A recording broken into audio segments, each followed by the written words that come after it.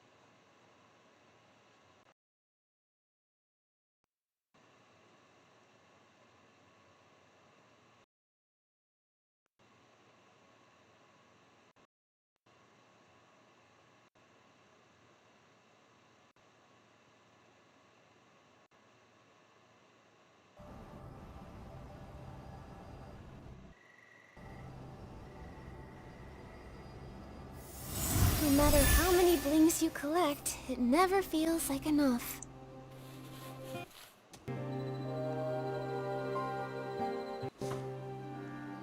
Oh, I know! When I'm eating barbecue, it never feels like enough either.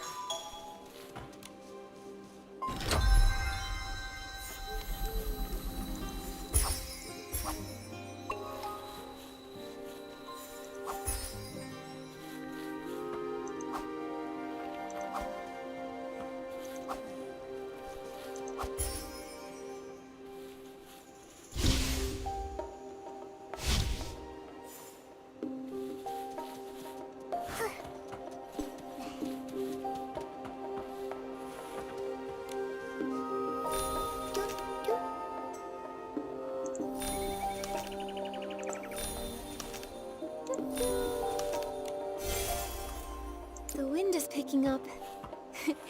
Momo, be careful. Don't blow away. It's just a light breeze. I'm not worried at all.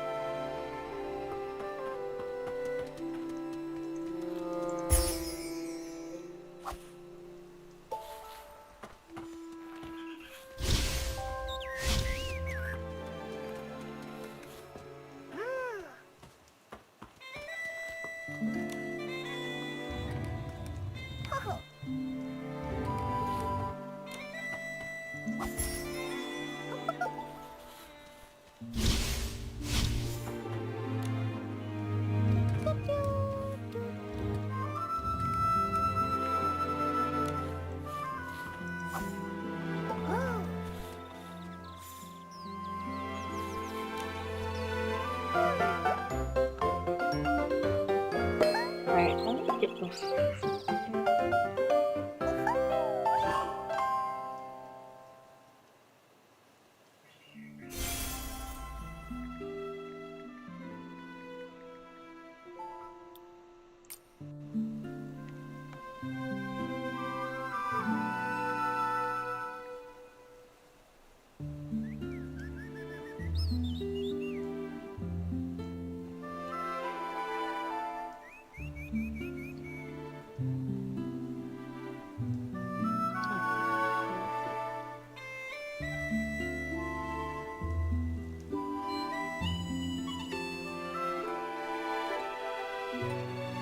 Oh.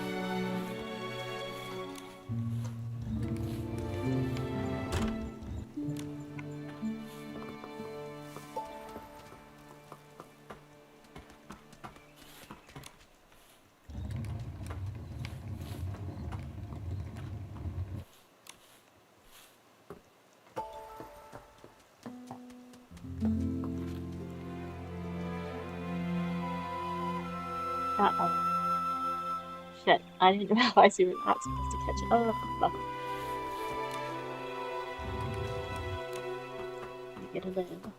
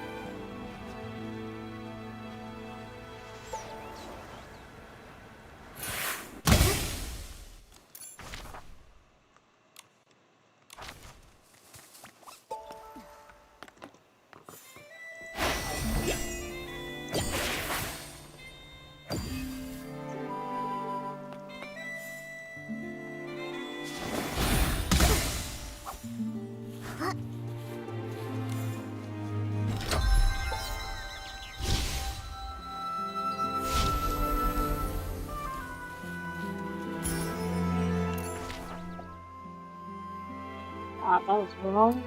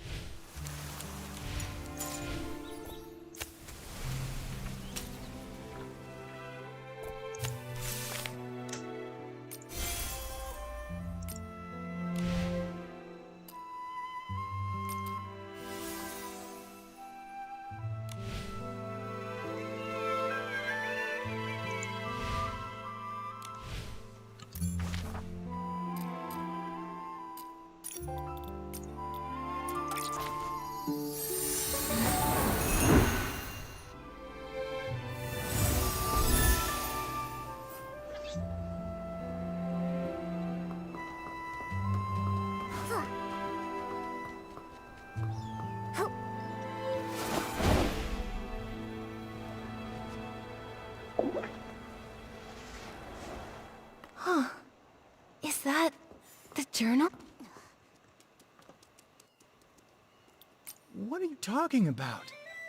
Wait, this really is Madame Julie's journal. But Charlie clearly confirmed this journal was missing that day. A journal that was lost accidentally and without a trace, but then suddenly reappeared as if by magic? Pommy, Momo, let's go investigate and see if we can dig up any useful clues about this.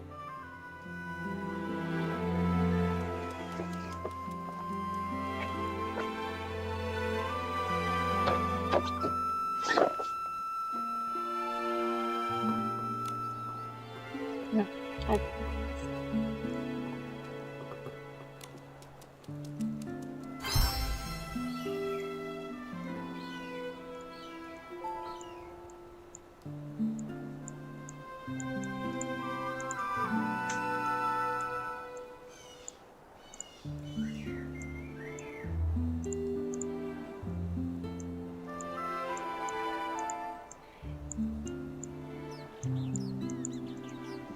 the heck? Did it get stained somehow? Huh. It smells like a special fragrance.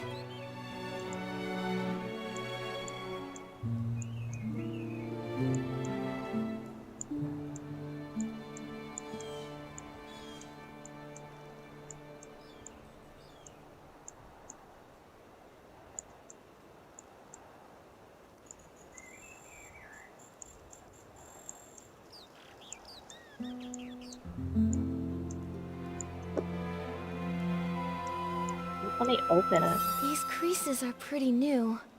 Someone must have gone through it not long ago.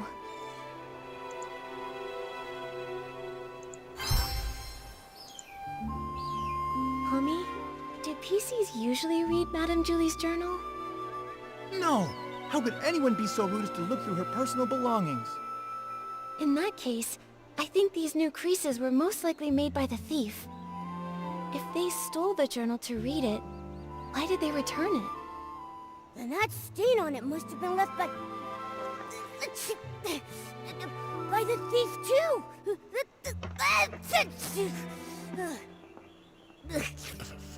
It smells good. What is that stuff? Let me smell it. Oh, isn't this the special blend Super Scented Palm? The two main ingredients are Super Duper Palmed and One Breath Bliss. The scent is designed to last an extremely long time. Whoa! Hold on! What is with these names? Does no one here know how to name a detergent properly? Coming up with names was actually Madame Julie's strength, but since she's left, we've had to name them ourselves. I think Super Duper Palmed is a really cool name if you ask me. Did you come up with that one all by yourself? I did indeed. The Super Duper Palm detergent is a new product developed specifically for the Ripple Estate soiree. It brings together the power of all the detergent experts in Ripple Estate. So, obviously, I needed to win the press-off competition against Charlie so I can finally get the naming rights. So you decide naming rights just as professionally as you decide names. Super Duper Palm doesn't smell like much of anything on its own, but when you mix it together with other detergents, it has the power to enhance their effects. I can't think of any better name for something so palmed. But its effect isn't very stable yet, and can be a bit too powerful. Sometimes the smell...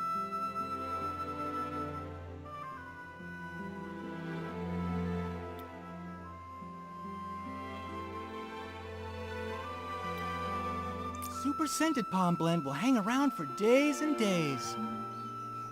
So all the different formulas for Super Duper Palmed are still being adjusted. You can't even buy it yet. Wait, if these detergents aren't on the market yet, how did they end up on this journal? Could it be an inside job by a PC from the Ripple Estate? There's no way. If a Ripple Estate PC was behind this, why would they wait until now to sneak a peek at the journal? Before the Ripple Estate soiree, we didn't patrol nearly as much. It would have been easier then. That's a good point. It does make more sense to suspect someone from outside. So, is there any other way to get Super Scented Palmed? Well, I remember now. It was about 3 days before the train arrived. With dawn's first light, we let everyone try a batch of Super Scented Palmed. Dawn's first light. Oh, I get it. 1 bottle of detergent in the morning, right? A bottle at dawn keeps you fresh all day long. Oh, that's actually a pretty good slogan. That's right. Dawn's first light is a tradition of the Ripple Estate soiree. Starting a week before the official celebration, we let everyone sample the latest detergents every morning. So this thief arrived at Ripple Estate 3 days before Julie's Special Express. If they stole the journal and put it back, they might have taken other things during those 3 days too. We've investigated this area. Momo, let's check the other things we found earlier to see if they have the same scent.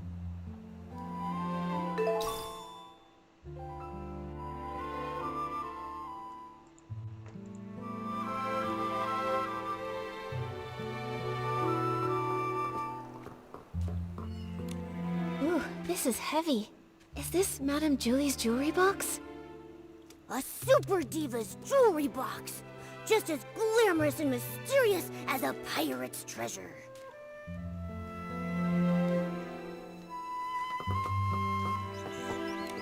It's a design sketchbook. It must be full of the Sovereign of Sexy's great ideas.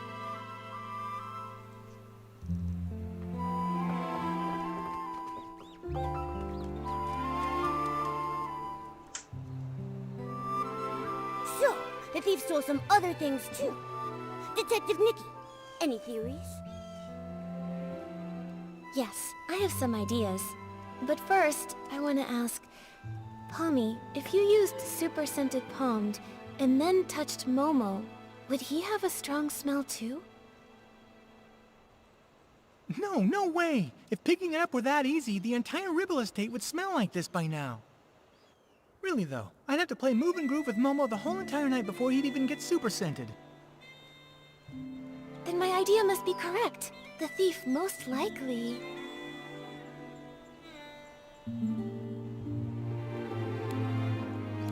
Several times over the course of those 3 days, they'd steal an item, take it back, examine it, and return it. Because they kept the stolen items with them for a while, they all picked up the strong smell of Super Scented Palmed. That makes sense. But why would a thief do that? Because they didn't want anyone to find out the items were missing. For whatever reason, this thief doesn't want to actually take these things. Rather, they were looking for something inside. By stealing, studying, and then returning them, they hoped to get a good look at these items without being discovered by other PCs. And their scheme worked the first 2 times. No one noticed her jewelry box or design sketchbook went missing. Yet, the theft of the journal was discovered. Possibly because...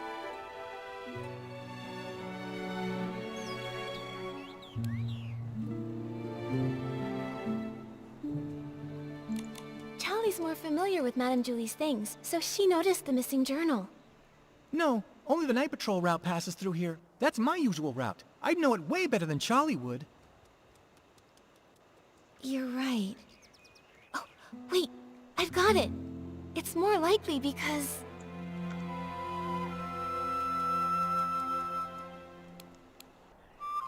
there was a difference in patrol times. Pommy usually patrols here around 12 at night, but Charlie said she arrived here at 9 and found the journal missing. At first, the thief likely took advantage of the patrol schedule, stealing the items after midnight and returning them before 12 the following night. Oh, so every time Pommy patrolled, everything was neat and tidy. He couldn't have noticed anything. Right, but the thief wouldn't know that Charlie switched to the night shift the day before Julie's Special Express arrived. Charlie patrols differently than Pommy, so Charlie got here earlier. At 9 o'clock, the thief hadn't had time to put the journal back, so Charlie noticed something was wrong. Oh, we were so busy afterward that we never came back here to check. So it wasn't until you came to investigate that the journal had reappeared. That's right. If my reasoning is correct, the thief probably has no idea they've been discovered. They might even come back here to strike again. You're right. Detective Nikki, let's keep watch here tonight. We have to catch this awful thief red-handed.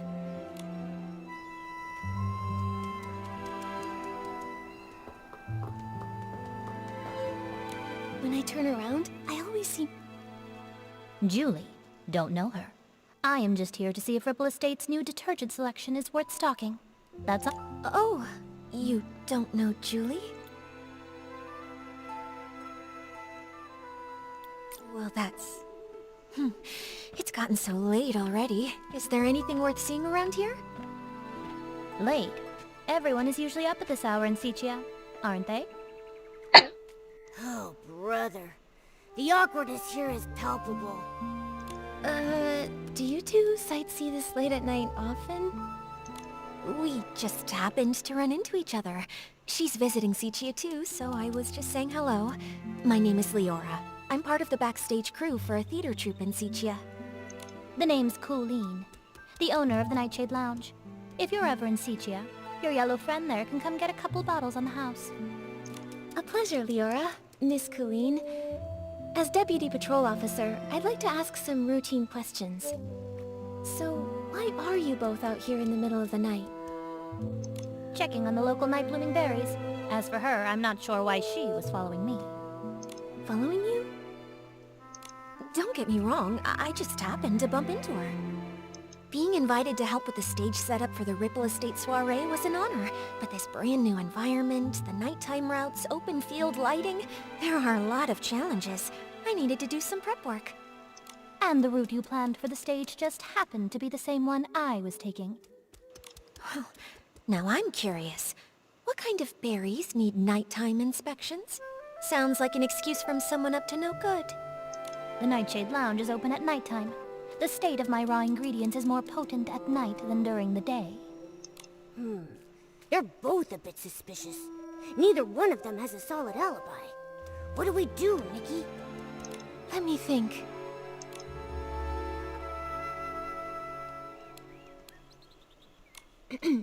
You two, tell me more about your night-blooming berries and your stage planning. If you can't give me straight answers, I'll assume you're lying. Nikki, even if they are lying, I really don't think they'd make up their jobs out of nowhere. Asking questions like this won't help us figure out which one of them is actually the thief. Oh, good point. I need to find a way to figure out if one of them stole... You two, when did you arrive at the estate? Let me think. I was told that Julie's Special Express arrived 2 days after I got to the Ripple Estate. Yeah, that's about right. If what they're saying is actually true, then that would mean that neither of them could have used super-scented pond. Therefore, there's no possible way they could be the thief we've been looking for. Can anyone vouch for your arrival times? Everyone arriving from Sicia has to take the choo-choo train at Golden Fields. It's possible that one of the PCs there would have remembered me. When I arrived at Golden Fields, a PC named Windy struck up a conversation with me. Noted. I have no more questions for now. Good night. Get some sleep. By the way, there are lots of new decorations in the Ripple Estate. It'd be easy to break something. If you go out at midnight, please ask a staff member to join you.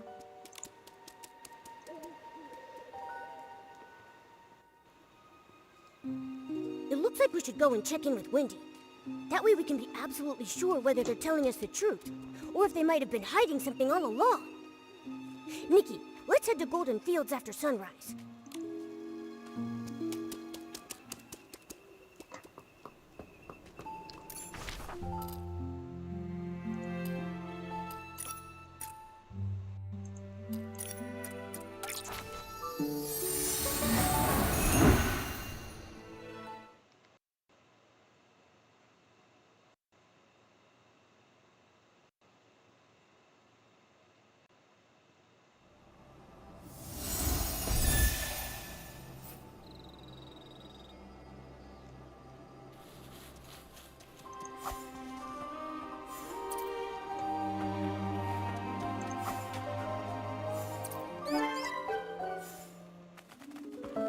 Dang it.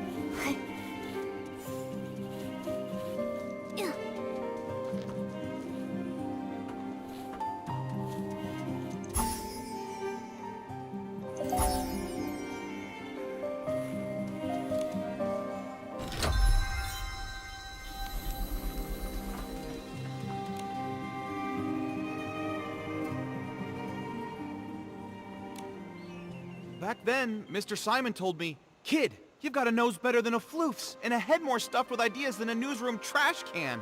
It'd be a criminal waste of talent if you don't become a news writer." From that day on, I resolved to become a PC worthy of those words. I'm going to become the most successful news scooper out there! A single sentence from Madame Julie opened my eyes. Now, I've poured out the stories I've held in for decades, and I want to try songwriting. It's a shame that the ones we chose to admire have both met with misfortune. Tommy, don't say things like that. Misfortune? Did something happen to Madame Julie? All I heard them say was that her trip got delayed. No, not Madame Julie. It was Cersei who met with misfortune, which led to Juliet's retirement. That's what Snapshot Tommy's been claiming all along, right? Hey! What do you mean, claiming? I have proof! Let me find it. Here's the newspaper from back then. So it is true. Cersei was also a star from Prosperville. They weren't just from the same place. They were best friends. Like twin wheat stalks, together through rain or shine.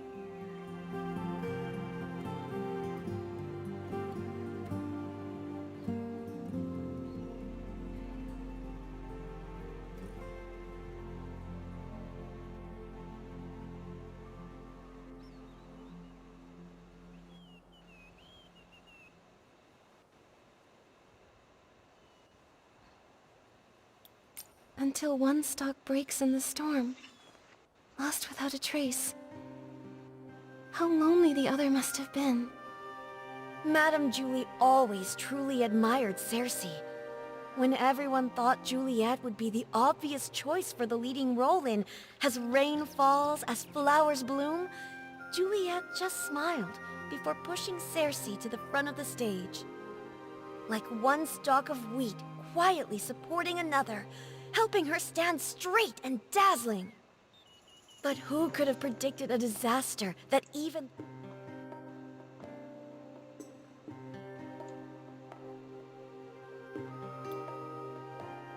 toughest wheat stalks couldn't withstand?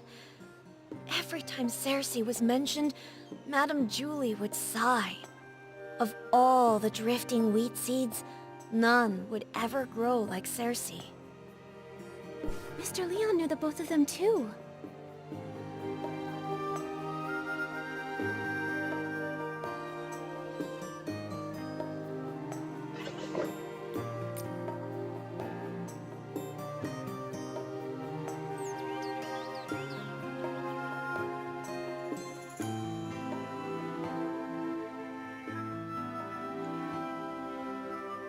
Ah, that one. He wasn't ever famous, but he had that flair for the dramatic and loved all sorts of excitement. I never could have imagined that the PC born from his suit would be cut from the exact same cloth, so to speak. Insider drops major bombshell. 3 years ago, the two of them... Hey! The rest of the page is an ad! I guess I shouldn't expect much more from a tabloid filler page. That's commercialization! We can't be sure if this was the reason for Juliet's retirement, but I'm sure the death of her best friend would have been a huge blow. You also think this might be related to her retirement, don't you? And now, all this terrible business with Julie. Yes. Rumors about Madame Julie are everywhere. I understand, Tommy. The abandoned district has become such a rumor mill. Wow, Nikki, that was a nice save.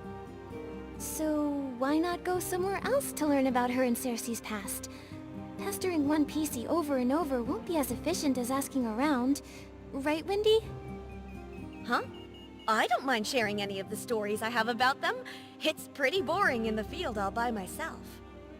But if you want to learn more about Cersei and Juliet, it might be worth it to head to the Windrider Mill and ask around there. Many of the PCs born from the original residents of Prosperville's clothing live right around there. Whoa! That's a great idea! I can already smell the warm scent of wheat! I would bet 500 blings that the truth is hidden over there. Whatever's there, just remember, Tommy. Even though you're investigating the truth, you still need to be very careful about the things you say and ask. I understand. I'm off to Windrider Mill to put my best button forward. Catch you later! Oh, I thought he'd never leave. Now we can finally ask Wendy when the other PCs got here without any distractions. Dang, Momo. Nikki, Momo, are you here to listen to stories too? Windy, Momo and I love your stories, but something has come up at the Ripple Estate soiree. That's right.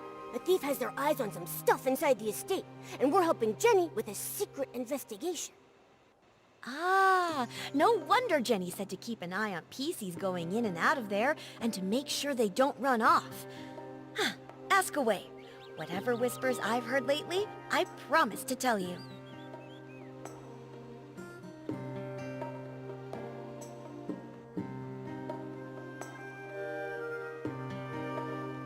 Do you know Leora? She's from Sichia. She has orange hair, red-framed sunglasses, and a red flower on her chest. When did she get here? Ah, so Leora's her name. I remember. She arrived here 2 days before Julie's Special Express. Sometime in the morning, I believe. She was in a hurry at first, but she stopped when she saw all of the wheat. Although she didn't say a word, I know the wind must have said a lot to her. We chatted for a moment, and she even gave me a book called Sichia Midnight Stories, saying she often read it while traveling. If she only just arrived, then the culprit must be a different PC. Makes sense. We should ask about when the other PCs arrived.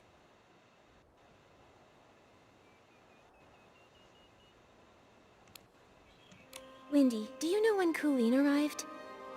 She's a cold...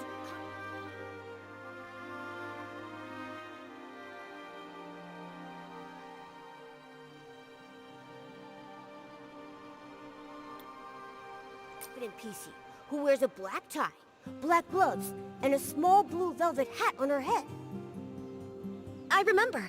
She arrived 2 days before Julie's Special Express. I think it was in the afternoon. She did look cold, but the way she picked up each of the wheat grains was surprisingly gentle. To me, her heart seemed to be so much softer than she looks. Well, if it's not Leora or Colleen, then maybe we should ask more about when Tommy and Mr. Leon got there. Okay. Windy, do you remember when Tommy arrived at Golden Fields?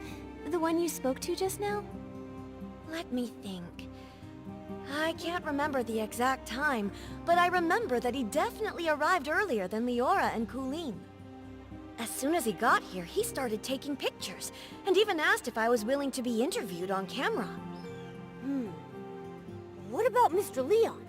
He's the PC who speaks super dramatically. The one who always wears a green plaid hat?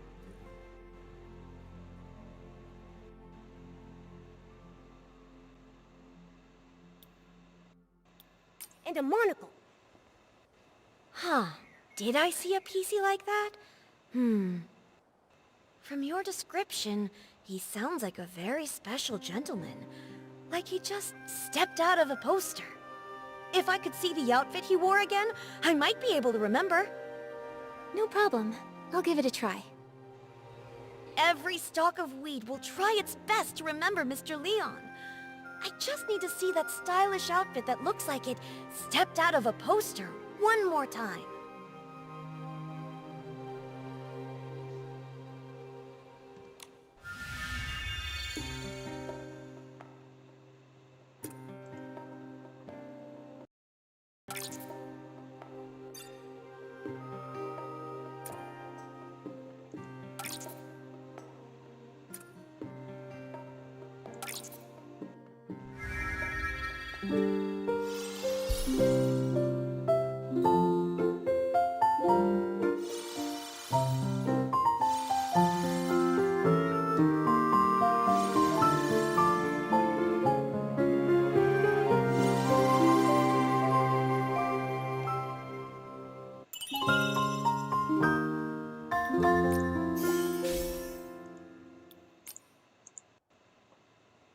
Oh, it was that gentleman.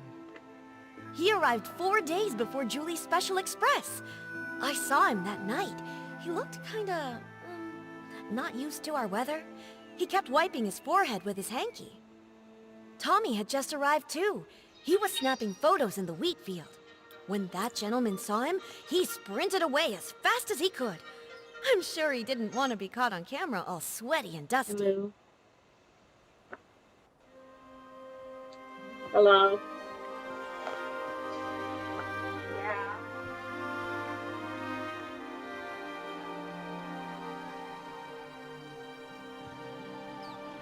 Yeah.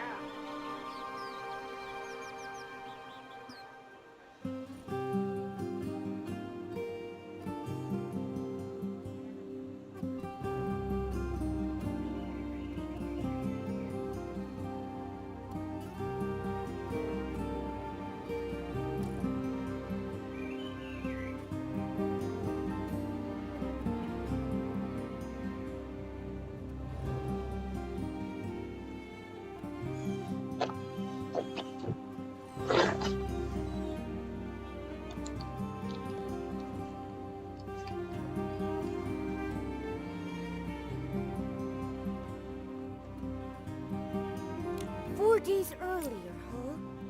That means between Tommy and Leon, either one could be our guy. Thanks a bunch, Wendy. You've been a huge help. Let's go back to Ripple Estate and have a serious chat with those two. No problem. When you figured it out, come back to me. I've got a haystack full of stories waiting for you. Promise.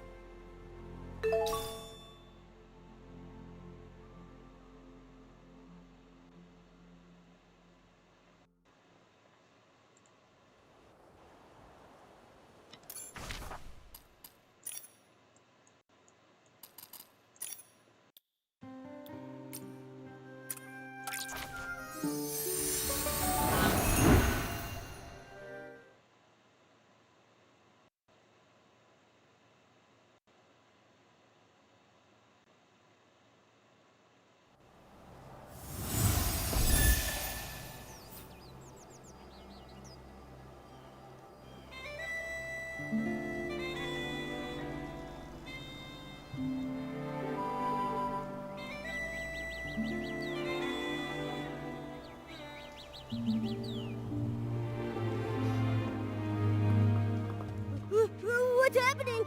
Nikki! Everyone's acting totally bonkers!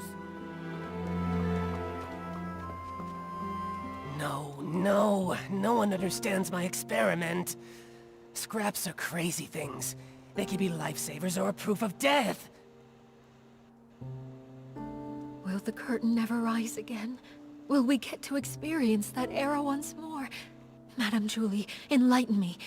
How do we start the ball? Why do you bring up Julie? Oh, Julie would understand. Suitcases full of rags. Just like my lab. My lab! Time to experiment! Oh no, what do we do?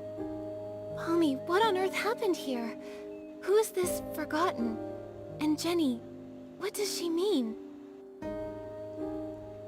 Nikki! Oh, thank goodness. I feel much better after seeing you. May I introduce...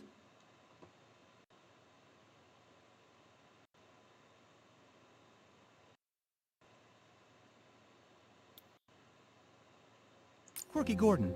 He specializes in fabrics. He can take a look at Madame Julie's scraps.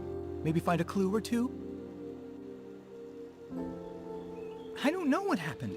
They were fine at first, but now, boom, uttering gibberish. Take a look at them. I think they're hallucinating. This seems oddly familiar.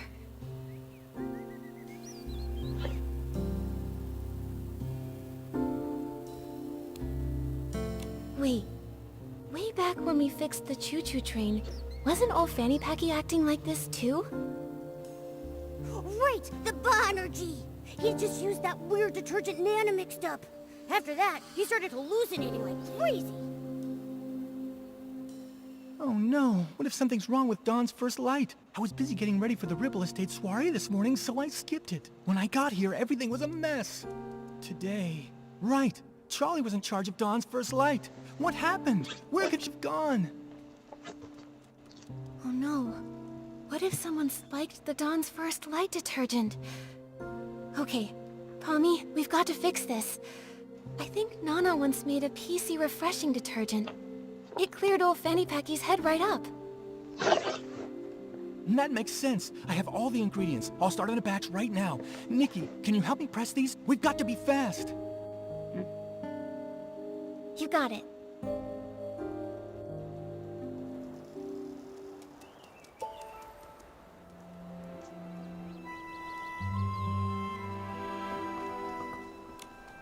Nikki, can you help me press these? We're running out of time.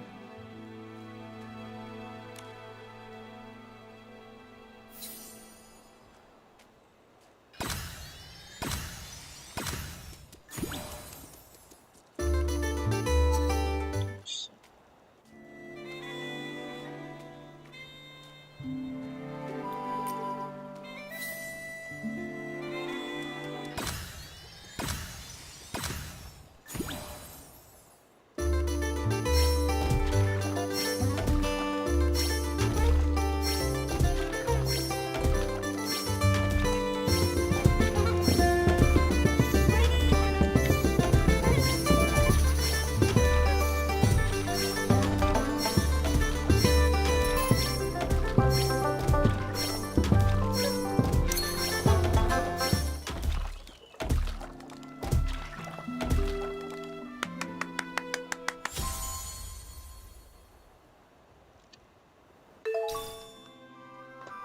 Whew.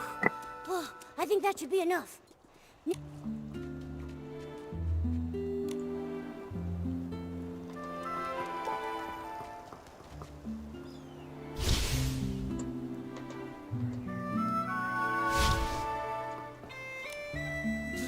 Juliet? Why is the audience laughing at me? Well, you're just you don't even know who I am, do you? Ugh, gross. This tastes awful. Ow! Who's nibbling on my wheat field? So many. So yellow. Bling. Paint. Yes! More! Give me more sparkly, sparkly yellow!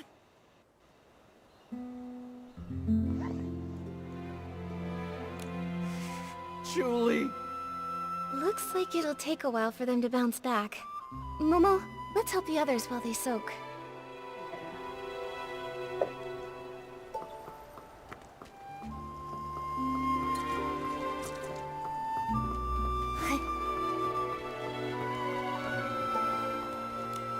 No!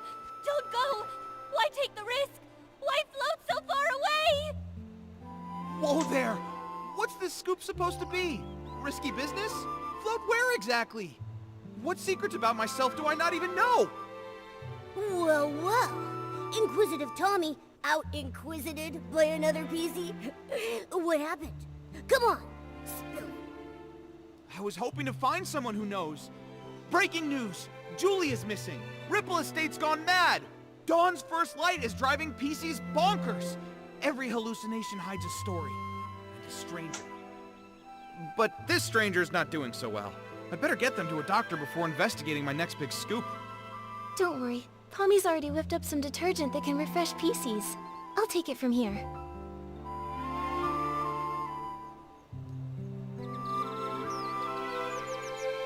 A good soak and Colleen should be back to her awesome self in no time. But, Tommy, you still seem pretty sharp. Didn't you two just see me this morning in Golden Fields? Afterwards, I went to Windrider Mill. The scenic route, thank you very much. When I got back, the Dawn's First Light event had long since ended. I got back to the estate and bam! This little one grabbed me and wouldn't let go. Ow! Hey! Watch the fabric. That's vintage. Don't go! Oh, so that's what's going on. All right then. Tommy, we'll leave you to watch over Colleen. We've got more sleepy PCs to wake up.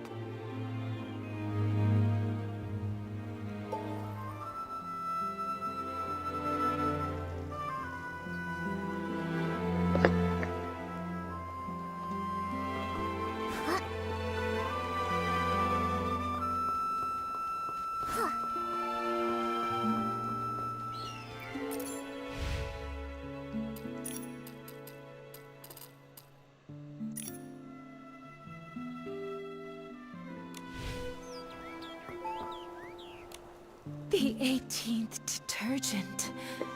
The Ripple Estate Soiree's music sheet. Watering the stone heart with straw. The strongest scent is ready. But you never came back. I will just soak it in then. the strongest detergent really has no fragrance. It's not really meant for pleasure. Charlie, I brought some mind-clearing detergent. Let's put this on instead, okay? At least it should make you feel better.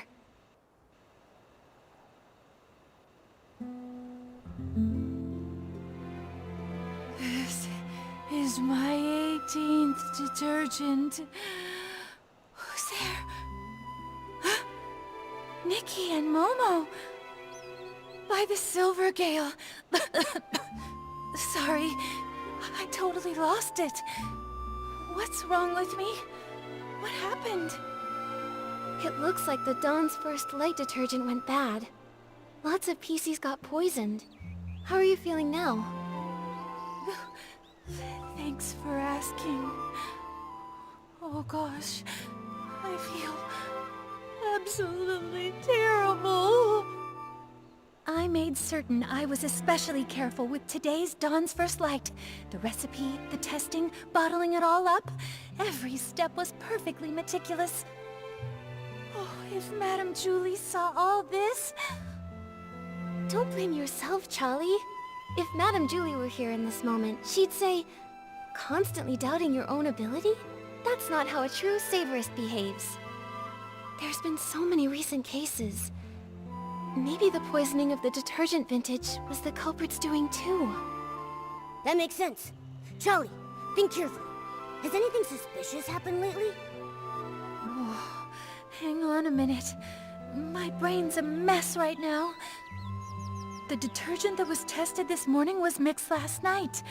So if someone messed with it, it had to be last night. But why would they? Oh no! With the Ripple Estate in such chaos, the culprit might be going around stealing things right now! I'm going to call Palmy right this second to check the Savoring Garden. We don't know who's behind this yet, but the Ripple Estate will never allow such reckless behavior. No one messes with Madame Julie's stuff. Momo, we should go too.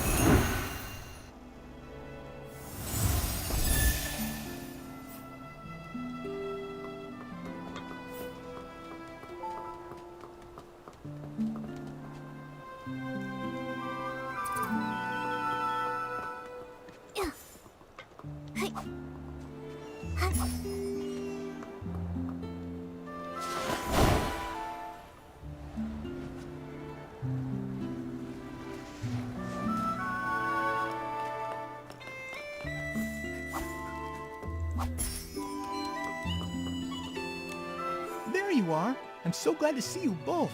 Folks are finally bouncing back, and Charlie's up and about again. What a relief. Sorry about earlier. Not my finest moment. Hold on. I brought the group photo with me. Let's check it to see if anything's missing.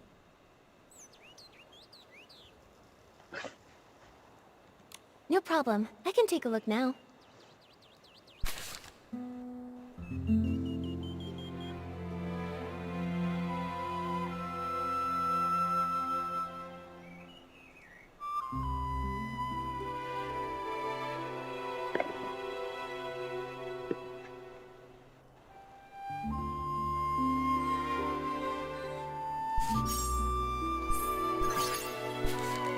Hold on a minute. A scarf is missing?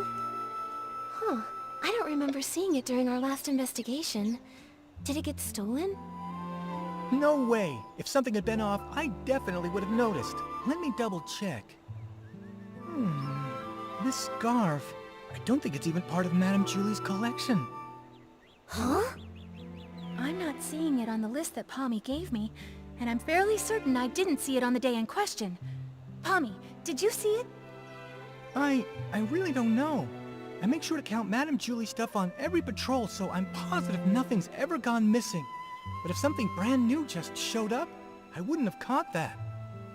The journal disappeared and came back. This scarf popped up before vanishing. Wait, I think I understand now. The scarf belongs to... It belongs to the thief. What? Detective Nikki's onto something. Tell us what you're thinking. My ears are twitching with curiosity. Alright, from what we know, the thief attended the Dawn's Burst Light event in which Super Scented Pommed was distributed. That means they got here at least 4 days before Julie's Special Express.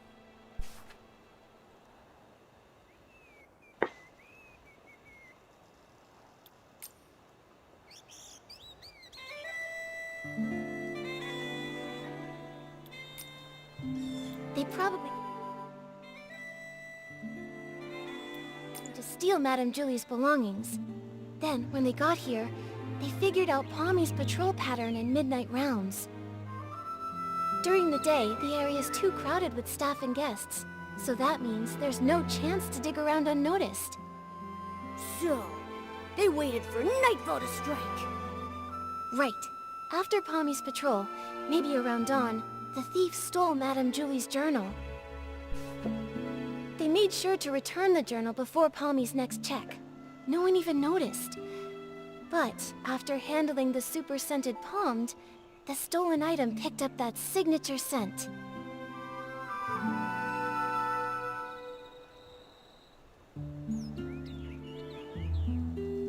Ah, of course, I make sure to count the items, but I don't usually sniff them. I had no idea it smelled out of the ordinary.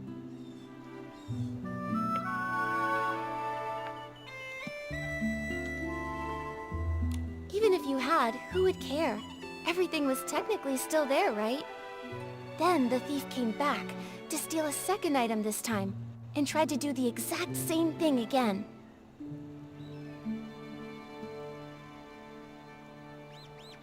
Except this time, the thief really messed up, because they left behind evidence.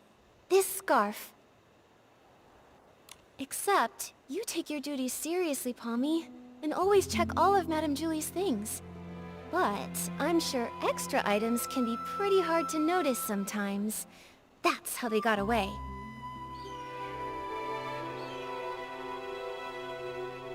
But their luck couldn't last forever. Fortunately for our investigation, Charlie managed to snap a photo while showing her friend around that day.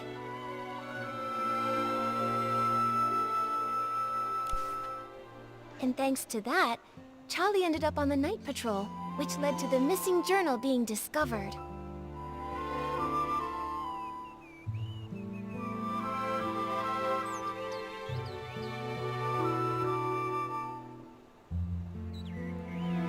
Sticking to routine, the clueless thief returned it before midnight and reset the scene. So when we came to investigate, nothing was missing, and there was nothing extra. Whoa, they almost got away with it. If Charlie hadn't switched shifts and noticed the journal was missing, even finding the extra scarf from the photo wouldn't have raised any alarms. But just like any other bad seed, it was bound to sprout trouble again. Actions have consequences after all. Based on the time they arrived in the abandoned district, we can rule out Leora and Colleen. This scarf also gives us just enough evidence to identify the thief.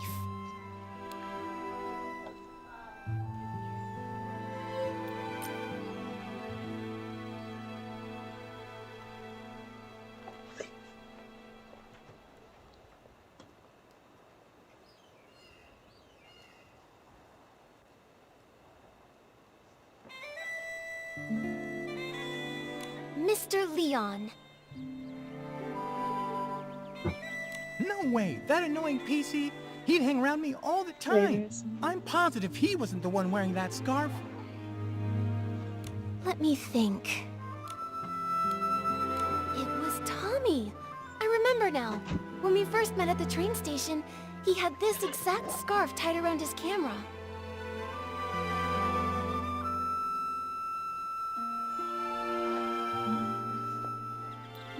Nikki, you're amazing!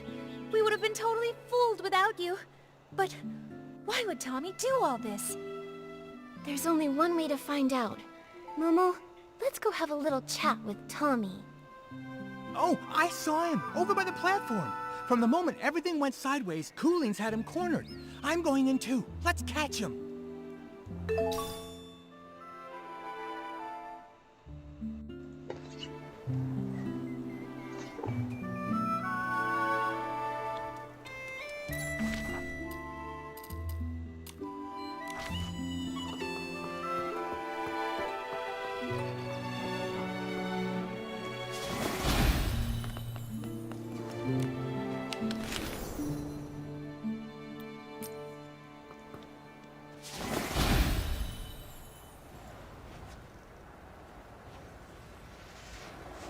I should have had that thing on.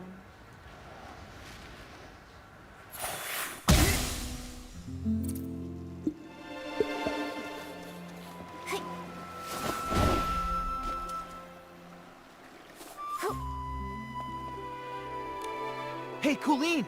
Can you describe what you saw after you used the poison detergent? Please, just tell me. Be quiet. Close your mouth, or I'll sew it shut. You hear me? Yeah, pipe down. Cooling's just got her senses back, and her head is still spinning. I didn't even get poisoned, but listening to you is making my head spin. Tommy! Oh, hey, Nikki, you're still here. And would you look at who's still hanging around? Tommy. Whoa! What's going on? You all came here for me? Wait, I get it. You must have some pretty juicy info to share, right? We do have something, but we should talk about it in private. Sounds good. Take it. Alright then. Pommy, could you take Colleen somewhere nearby to rest? We'll handle things with Tommy here. You got it.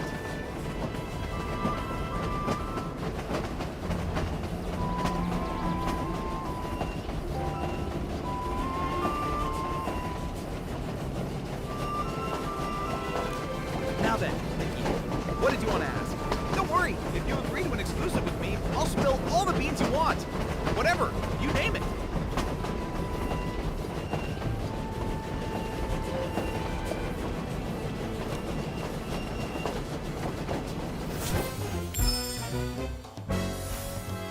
Tommy, I suggest you answer this next question very carefully. Did you ever take anything from the Savoring Garden? Say, Madame Julie's journal?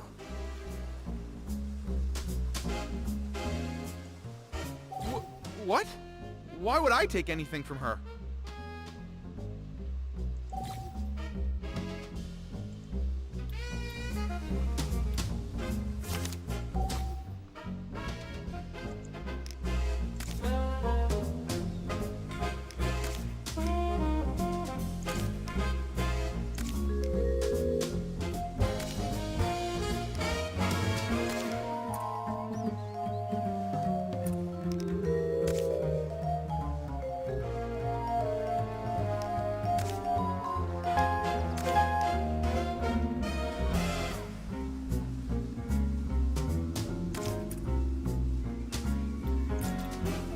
Oh, please. He's got plenty of reasons. But I guess motive aside, we don't actually...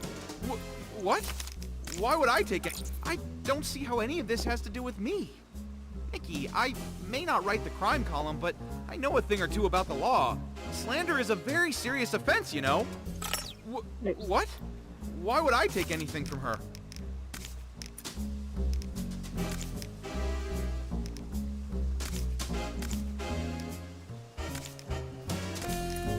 I don't see how any of this has to do with me. What? Why would I take anything? Oh, please. He's got plenty of reasons. What? Why would I take anything from her? I don't see how any of this has to do with me. What? Why? Okay, let's reset this. Now then, Nikki, what?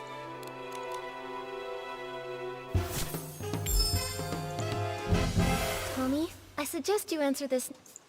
What? Why would I take anything from her? I don't see how any of this has to do with me. What? Now then, Nikki.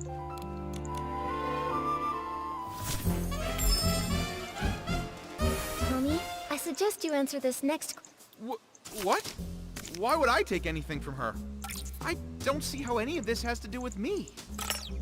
What? Why would I take anything from her? I don't see how any of this has to do with me. What? Why would I take anything from her? I don't see how any... Now then.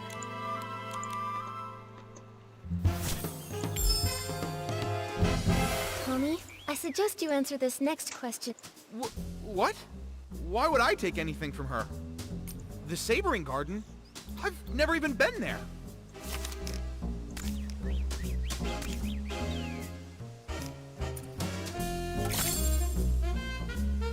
Look at this photo. That scarf with the sepia pattern. That's yours, right? Ha! I have no idea what you're talking about. Tommy, be honest with us. If you've never been to the Sabering Garden, then why was your scarf found there? Okay, but hold on. How do you know it's mine? Look at me. Do you see a single trace of that scarf?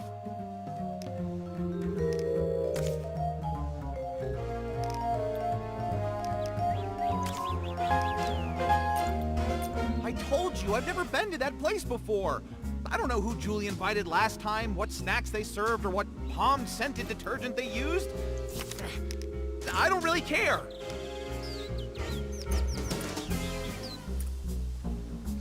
Hell, this doesn't prove the scarf is mine. Nikki, instead of wasting your time interrogating me, why not join me in interviewing everyone about their hallucinations? I told you, I've never... Still won't come clean, huh? Nikki, we can't let him weasel his way out of this. Okay, but hold on. How do you know it's mine? Look at me. Do you... I told you... Okay, but hold on. How do you know it's mine? Look at me. Do you see a single trace of that scarf?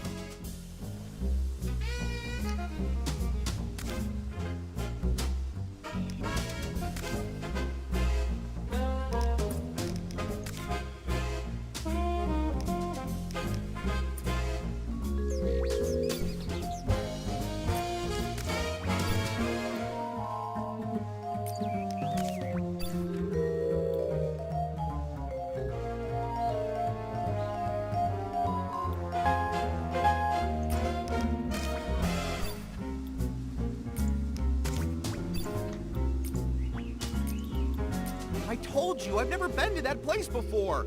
I don't know who Julie invited last time, what snacks they served, or what palm-scented detergent they used. I don't really care.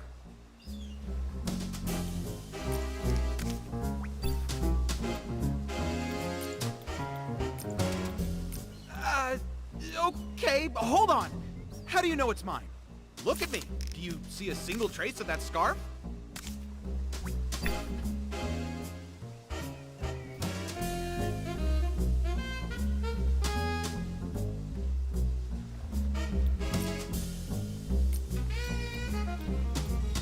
Ugh, so annoying. But it's fine. Nikki, we've all seen him wearing that scarf. We just need one solid piece of evidence to make it stick. Okay, but hold on. How do you know it's mine? Hell, this doesn't prove the scarf is mine. Nikki. Okay, but hold on. How do you know it's mine? Look at me. I told you, He says he doesn't care, but you heard that slip up. Problem is, we can't prove intent. I told you, I've never been to that place before. I don't know who Julie invited last time, what snacks they served, or what palm-scented detergent they used. I don't really care.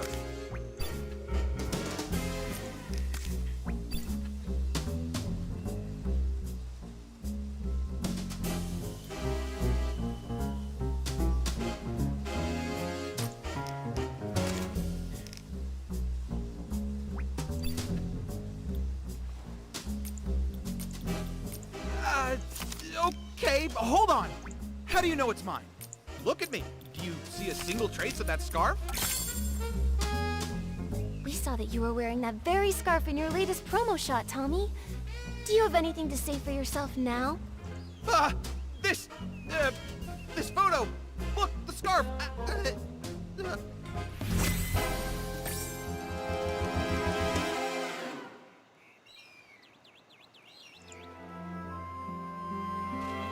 Oh, that scarf. I'm just so busy, you see. Always a deadline, you know. Forgot all about it. I picked it up off the road. Probably dropped by some lady by accident. I thought it was stylish, so I tied it to my camera for my Ripple Estate soiree credentials. Just a prop. Nothing to fuss over. Oh, is that so? I'm sorry, Tommy. Silly me. In that case, I'll just hold on to it. You know, in case that lady wants it back. Right. Better to keep it safe. And, maybe we should go ask around Ripple Estate. I mean, someone out there has to recognize it. Maybe we could... Wait! No, Nikki, don't take it! Why not, Tommy? If the scarf isn't yours, then why do you want to keep it so badly? All right. I'll tell you whose scarf it is. It belongs to Mr. Simon, okay? Mr. Simon? Oh, that columnist? The one you mentioned before? The one you said vanished? Yes, I ran into Mr. Simon on my way to an interview. He seemed anxious and said he had to get home fast. We wound up floating together for a while, but suddenly some things started chasing us. He told me to run and said he would distract them. But afterwards, he never came back. I held onto his suitcase and kept the scarf. It was meant to be a present for his sister. See? Right there. It's got a Celeb Crow crest on it.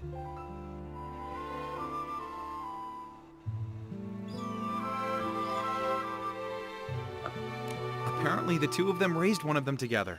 A pet Celeb Crow named Cece. Pretty cute name, right?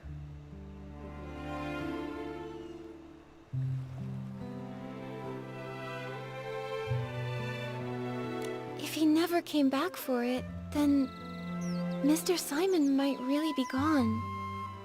Is CTO really that dangerous?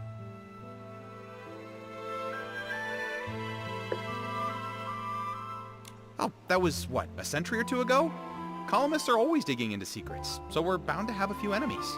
Comes with the job. Mr. Simon always said I had the makings of a great columnist. Curious to a fault, he used to say. And yeah, when I want answers, I'll do anything to get them. Huh! Including stealing them? It wasn't stealing, I was just, borrowing them. Yes, investigative borrowing. Huh? Sorry. I mean, I admit I was wrong. I got carried away.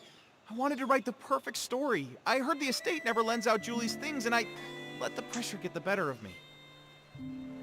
Tommy, it doesn't matter what your motive might have been. Stealing is still a crime. And on top of that, you also poisoned the detergent. By doing so, you wound up hurting so many PCs in the process. Poison? No, Nikki, you've got it all wrong. I would never do that. I just wanted the story. I would never go that far. Wait, then who poisoned it? Nikki, something's wrong. Madame Julie's suitcase, it's gone. The scraps too, all stolen. What? Go find Jenny. She can explain what happened.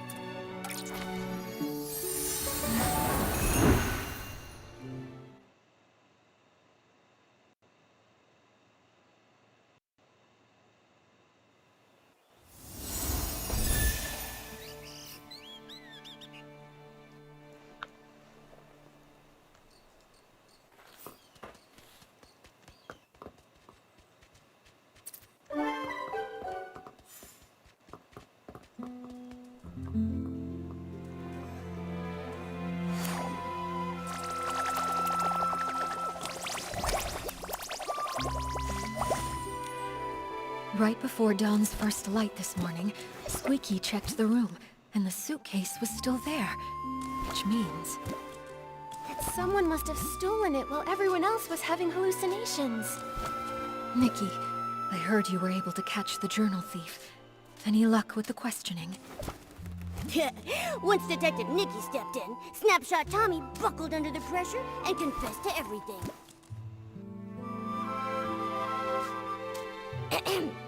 As your adorable, trusted assistant, let me figure this out. I suspect Tommy didn't find what he was looking for in Madame Julie's journal, so he went after the suitcase next. But the suitcase was stolen while everyone was hallucinating. At that time, Tommy was pretty much glued to Colleen, and then we were interrogating him. That's right. A lot of the others have been telling me the exact same thing. After returning from Golden Fields, he's been stuck with Colleen, and not by choice. Oh, my first deduction and it's already wrong! Snapshot Tommy has an alibi. So he didn't poison the detergent. Someone else swiped the suitcase in the chaos. Then, could the suitcase thief be the same criminal who killed Madame Julie? What do you think, Detective Nikki? It's possible. Maybe they did it to...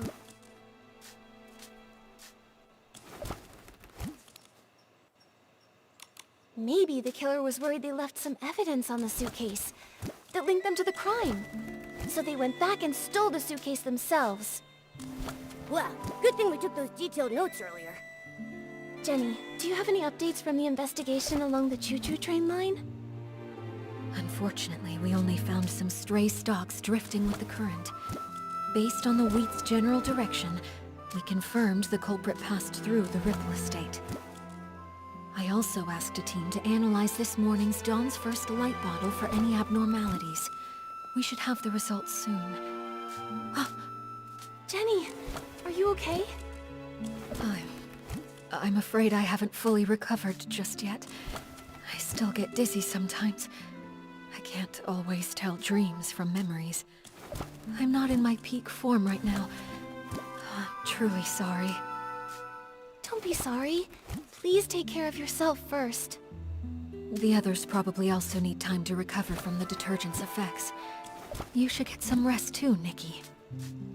Oh, yes. Before I forget, I set up a clue board this morning. It's near the barrel home. Thought it might help you clear your thoughts. Thank you. You're right, Jenny. A lot has happened recently. I need to organize what we know so far.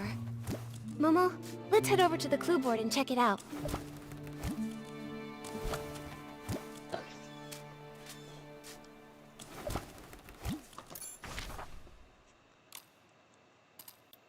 Looks like I do it for the chicken.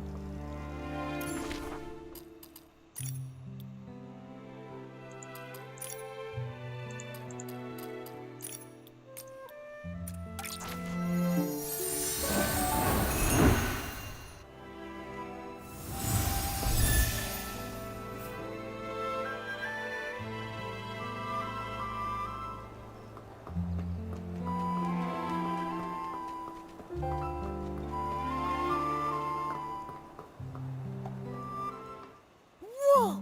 So this is the clue board Jenny made for us? Nikki, we're like real deal detectives now. Can we maybe start our own agency? Oh, but if we did, what would we call it?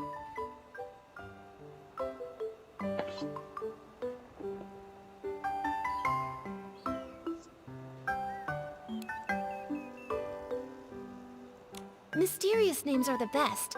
People should have to think twice before they understand it. Like, Bowknot comes from the ribbon I wore when I first arrived in Mirrorland, and Sharp Ears... Oh, that's me! Although, Bowknot should totally come first.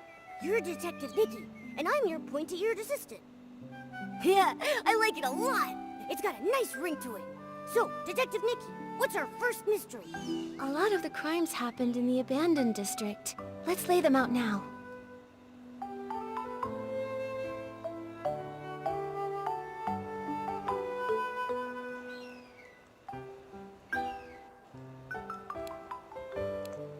First, the case of the scraps in the suitcase. What a nightmare. We've barely got anything to go on.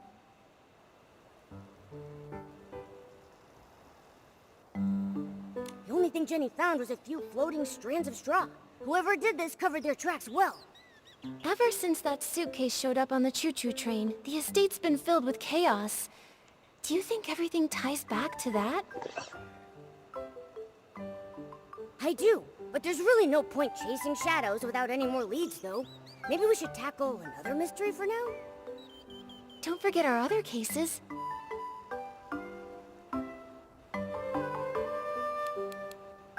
At least we cracked the case of the missing journal and caught the thief, Snapshot Tommy.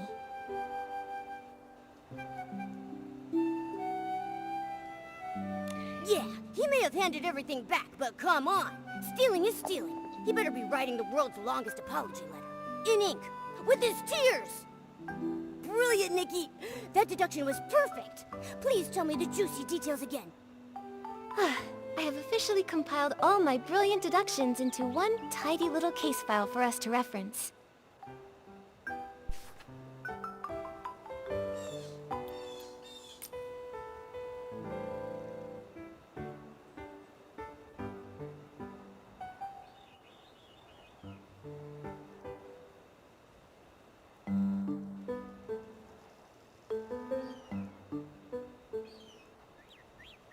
We cracked the case thanks to the scent of super scented pommed, which led us straight to a scarf that didn't belong there. And boom! His buttony little feet gave him away. Yeah, I'm gonna keep that deduction in my archives. Once we're able to open up our agency, I'm gonna frame it and pin it on the wall. Don't forget our other cases. Someone poisoned the Dawn's First Light detergent. Thankfully, no one was seriously hurt, but it still threw the estate into chaos. If only we knew more about detergent science. We'll have to wait for Jenny's lab professionals before we jump to conclusions. But one thing's crystal clear. The poisoning was definitely just a smokescreen to steal the suitcase. Right! One crime to cover another! It's just like lying. Tell one, you'll need 10 more to keep your story straight. It would have been better if they hadn't planted such a bad seed to begin with. Don't forget our other cases. And now our most recent case, the missing suitcase. Why would anyone target Madame Julie's luggage? Is the suitcase thief the same PC who decided to murder her? This smells like a bigger conspiracy is at work, Momo. Since we hit a dead end with the fabric scraps, maybe we should work backward from the newer cases. Once the estate calms down, we'll track down witnesses, and maybe even catch the real culprit red-handed. Just like we did with Tommy. Still so many questions, and not enough answers. Let's be sure to rest up first. After that, Jenny will bring us back the toxin report from the lab, and we can get back on the case. We got this. With Detective Nikki and her sidekick Momo, no mystery stands a chance.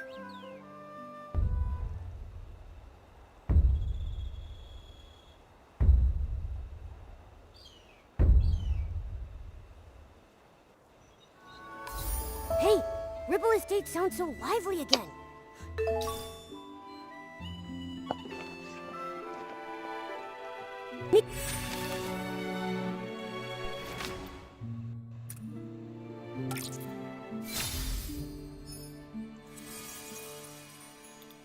Nikki, Do you think the PCs are starting to wake up? We should head to the Dawn's First Light prep area and ask around there.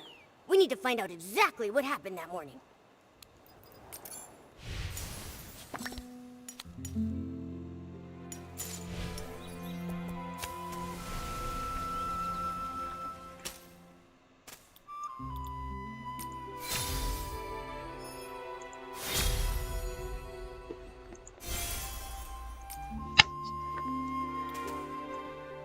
Did not kill it.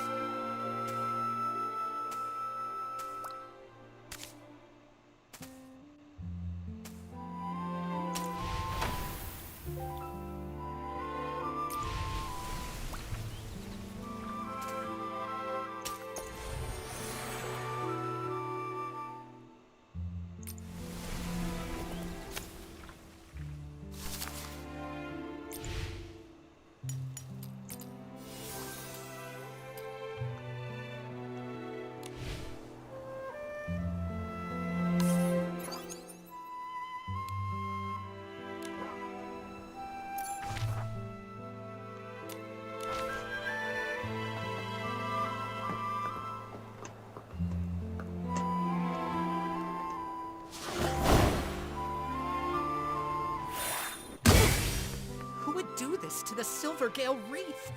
This isn't just a stain on the world of detergent. It is a disgrace to the entire abandoned district! Hold on. Slow down, Alan. Why are you so fired up? Careful, buddy. You're so puffed up, you might float away. Miss Nikki and Mr. Momo, I didn't expect you to catch me in such a ruffled state. This is infuriating. Someone really messed up the crates. Give me a break. Who in their right mind leaves Silvergale wreaths lying around? Everyone in the abandoned district knows those are sacred. Back in the day, if I so much as bumped into one, I'd have to recite 3 of the Silvergale's verses by heart on the spot. Calm down, Alan. Just tell us where the crates go. We'll help you sort them out. Really? Oh, over by the Silvergale. Thank you both very much. Someone must have switched the detergent crates with the Silvergale wreath crates. I just finished sorting the detergents. Oh, but those other crates still need to be moved. Would you mind moving these crates back and saving me from this massive heartache?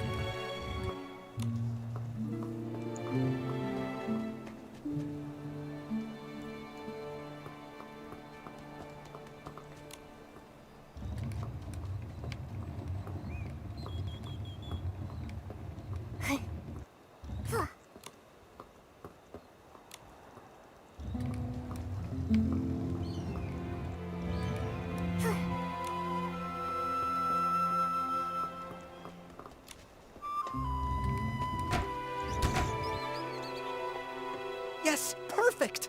Thank you so much, Nikki. You're the strongest, smartest, most stylish person this side of the estate! You're all too kind. Wait, Alan!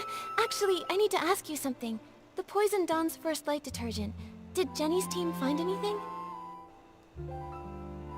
Yikes! I almost forgot. That's on me. I got so fired up, my bag nearly popped.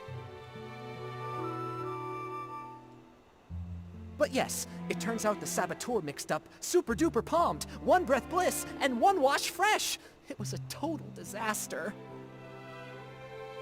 Whoa, whoa, whoa! Whenever we start talking formulas, my head starts spinning. Super duper palmed. Wasn't Palmy talking about that stuff?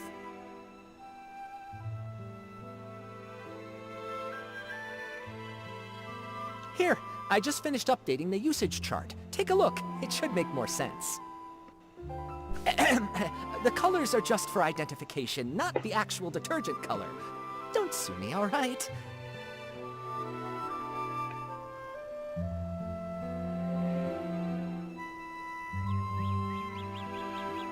The red label means that it's super duper palmed. You have heard of that stuff, right? It doesn't have any scent of its own, but it's able to supercharge other detergents. The yellow one there is called One Breath Bliss, which can be used to make super scented palmed. It's not a dangerous detergent. The smell is just impossible to cover up. We've definitely seen that one. Oh, and the blue one? That one's One Wash Fresh. It's used to make super clean palmed. It can fade fabrics and wear them out if it's used too much. Now, if you blend all three together, you get a cocktail that doesn't clean, doesn't freshen, just wrecks PCs.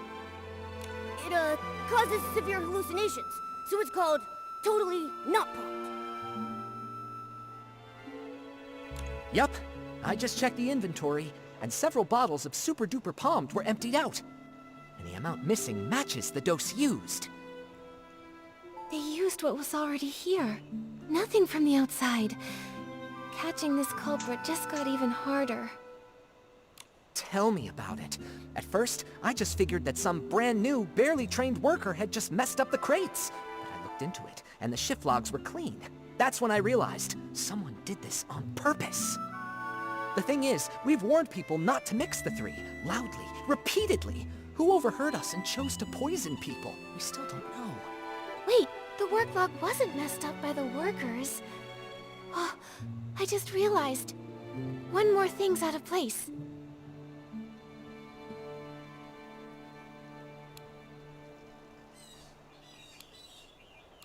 It's the scarf from the Savoring Garden. Nikki, did you mix up the two cases? That was from the last one. We're investigating the case of the missing suitcase, not the case of... Sorry. It's the crates! Alan, do we have work log records for the crates being put back in place? No, we don't. But even the clumsiest PC wouldn't misplace the Silvergale wreath. It's a long-standing tradition in the abandoned district. Even PCs who don't work at Ripple Estate still show respect for the Silvergale. Right, unless it's an outsider. Oh, you mean that only a PC who doesn't believe in the Silvergale wouldn't have noticed the wreath was totally misplaced? Exactly. If that's true, then the one who tampered with the batch is more likely a guest from Sichia. Wait, those guys? They are so annoying. I heard that only 4 guests arrived here from Sichia, so do we have to check them one by one? Nikki, and there's been a development. I think you should know. Hey, this feels pretty familiar. Colleen and I found a new guest unconscious in the raw material fermentation zone. He told us that he had run into a suspicious PC.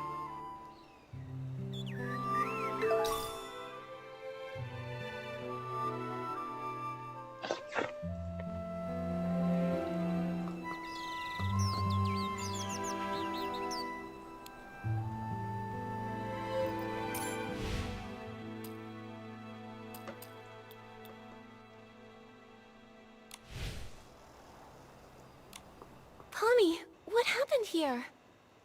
A guest was just attacked. They were knocked out near a big wooden barrel by the raw material fermentation zone. On the day that Dawn's First Light detergent was poisoned, even after everyone slowly started to recover, Colleen was still a bit dizzy, but she insisted on doing the nightly tour as usual. She asked if I could accompany her. I was worried about her, so I agreed to go along. When we got near that area late at night, she suddenly asked, "Do your employees always come here to rest?" It was only then that I finally saw what was peeking out from the edge of the barrel. A button foot and a white glove. I leaned in closer. That's no lazy employee, I thought. That's definitely a knocked-out PC. Good thing you passed by in time. How's the PC that was attacked? Where are they now? We took him to get patched up. Colleen often takes care of guests who pass out in the bar, so I left the injured PC in her care and rushed to find you.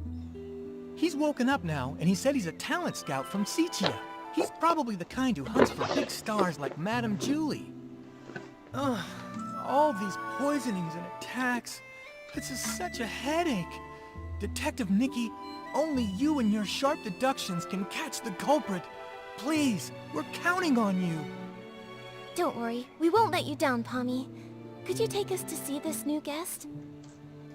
The guest is also from Sichia. He arrived just before dawn yesterday, but he got lost while looking for a staff member to register. He said he only remembered asking for directions from a PC covered in patches. Then, all of a sudden, he just blacked out.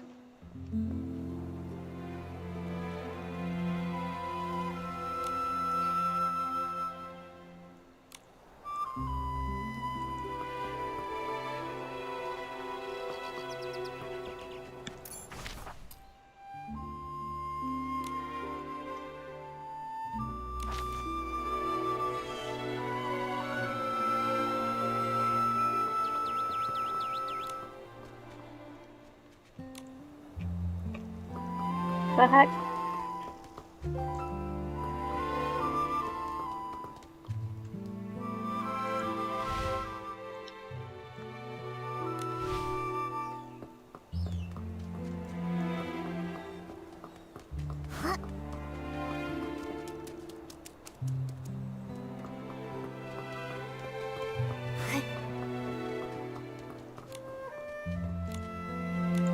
Okay, what the heck?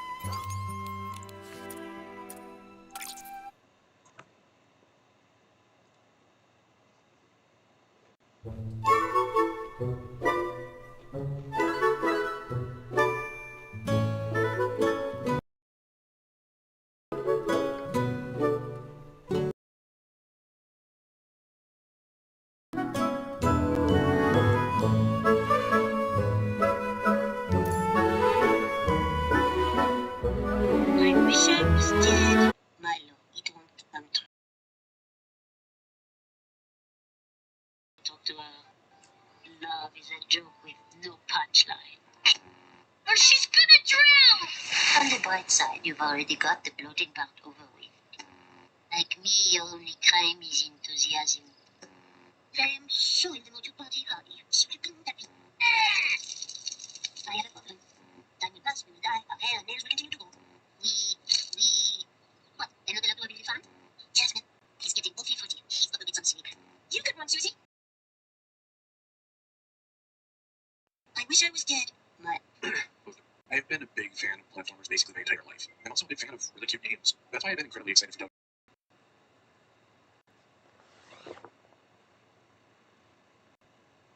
Ducky, and thanks to Born Monkey, I had a chance to jump in and try it early. While the demo itself may only contain one level, I was incredibly impressed already by the amount of polish that the game has. The visual style is out of this world, and taking inspiration from games like Super Paper Mario on the Wii, you're able to flip between 2D and 3D animations. I mean, what's your Our time in Wishfield has definitely been eventful. Who knows what else the future may hold? Don't worry, Momo. New adventures, new stories. There's so much to look forward to. Dang it, I forgot. We're not.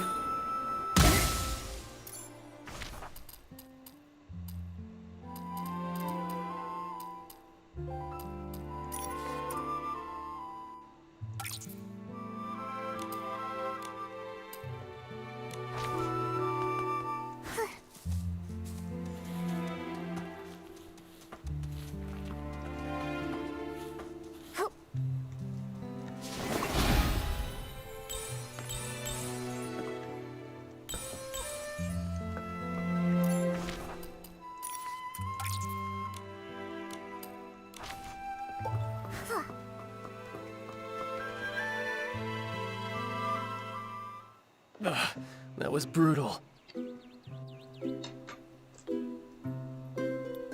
Is it really that painful? This is unbearable. The gaps in the fabric were packed with dirt, and each of the threads reeked of dust. I was able to wash my hands, but I just touched my portable detergent bottle. It's just dirt. It won't kill you. If you still have the energy to worry about washing your hands, I'd say you're recovering well. Benny, this is Nikki, and her little yellow friend down there is Momo. They're very trustworthy. Whatever happened, you can tell them. Hi, Benny. Don't worry. We'll catch the attacker for you. How are you feeling? Wait, are those... They're old wounds. When I pulled him out of the barrel, his threads were standing on end from fright. The gash was so massive, I figured another piece he had... Fortunately, another piece he just knocked into him pretty hard. No major injuries. He was out for a long time, but thanks to the Ribble Estate stitching skills, he's fine now. I'm glad it wasn't serious. Benny, what do you remember from the attack? How can I forget that? I arrived in the abandoned district just past midnight and missed the choo-choo train. But I'd visited long ago, so I knew I could float from Golden Field straight to Ripple Estate. I was doing that, but then I lost my way. It's been a while, and the stone trees changed so much. After I wandered around for a bit, I spotted someone and went to ask for directions.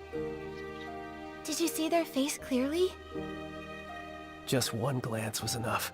They wore a dark green hat, had a pocket watch, and most terrifying of all, they were covered in irregular patches. When they noticed me, they charged straight at me. Next thing I knew, I woke up here. The day Benny mentioned was exactly the same day as when the Dawn's First Light detergent was poisoned. Right. While on my usual rounds that night, I saw a buttonfoot and a glove sticking out of a barrel. That must have been him. You really like midnight strolls, don't you? Why didn't you...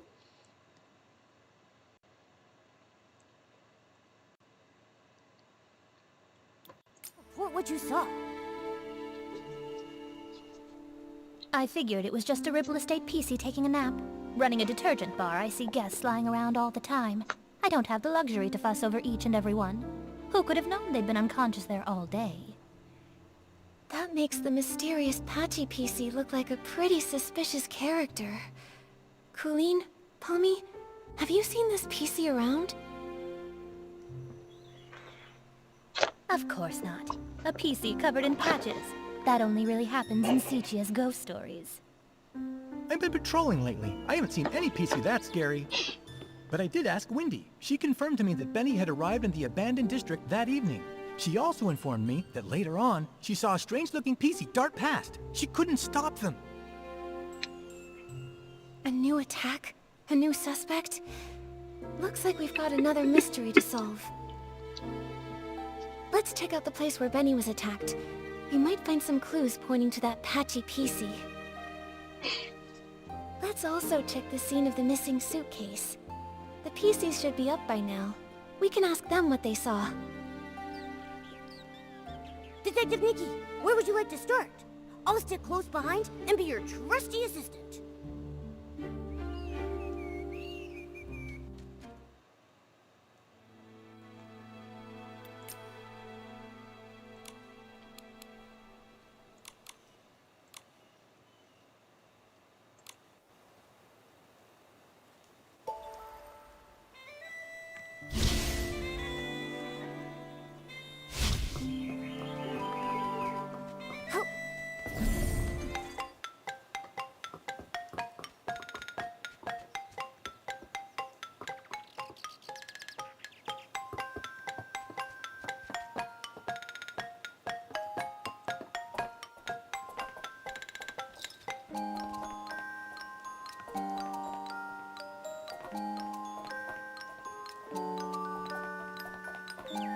I hate these ones. Where the hell's the star?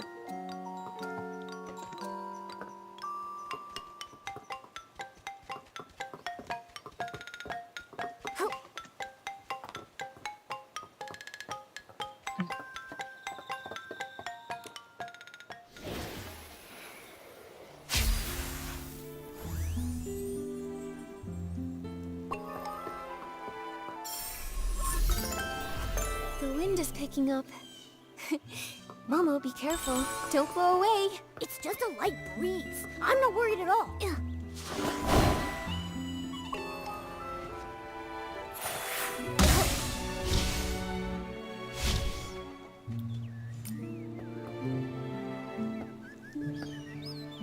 right, I fucked up and forgot to not give it.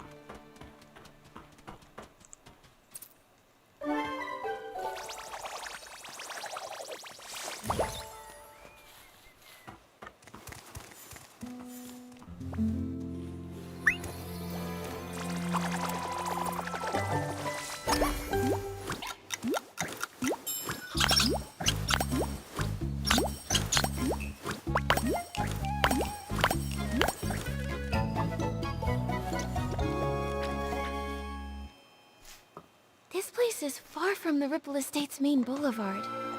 Seems like Benny really did get lost. But why would that patchy PC come all the way here? The more I think about it, the more suspicious it seems. Nikki, I think we should look around some more.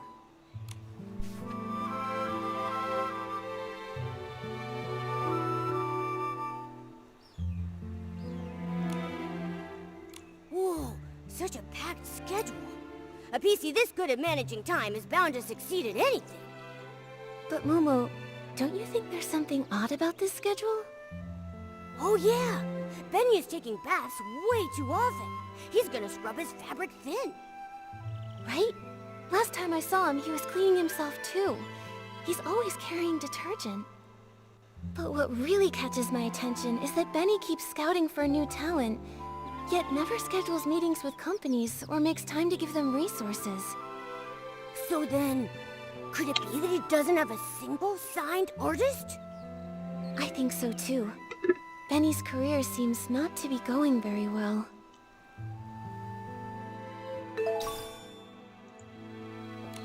A pair of scissors.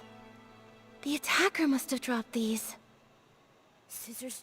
Torn fabric? A patched up PC. Ugh, just picturing it is giving me goosebumps.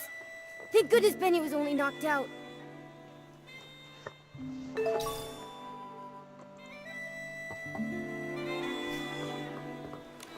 Look at these wood chips. They look like they fell here recently, and there are a bunch of loose threads caught on them. Huh. It seems like a PC crashed into that cracked barrel over there, and they knocked off the rotten planks in the process. Nikki, let's check the ground nearby for more wood chips.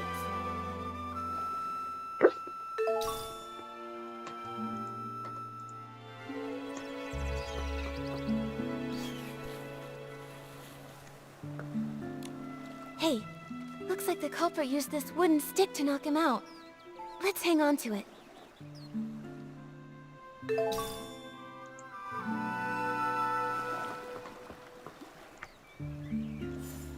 Oh.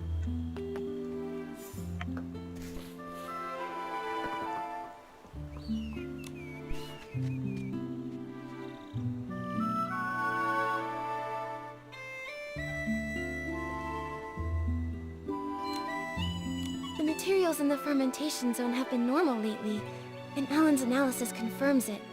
So the Dawn's first light incident likely didn't start here. Poor Benny. His career's a mess. He came all the way to the Ripple Estate soiree seeking opportunity, and then while just asking for directions, he almost lost his life to a suspicious PC. Luckily he's safe, and we've got more leads now. Momo, we should follow that trail of wood chips up ahead. Maybe someone else spotted the same patchy PC.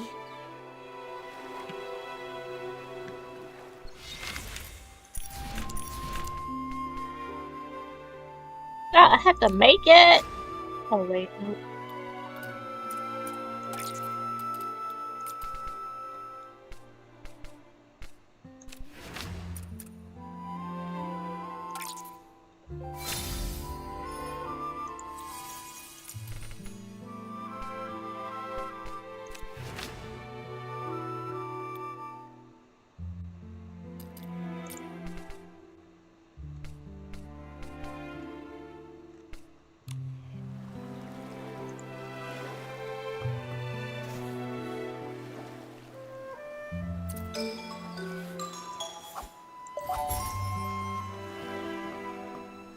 Benny reported that he had no external injuries, and the trail of wood chips leads away from the main boulevard. Which means these wood chips weren't from the attack on Benny. They were left behind by the Patchy PC as they escaped.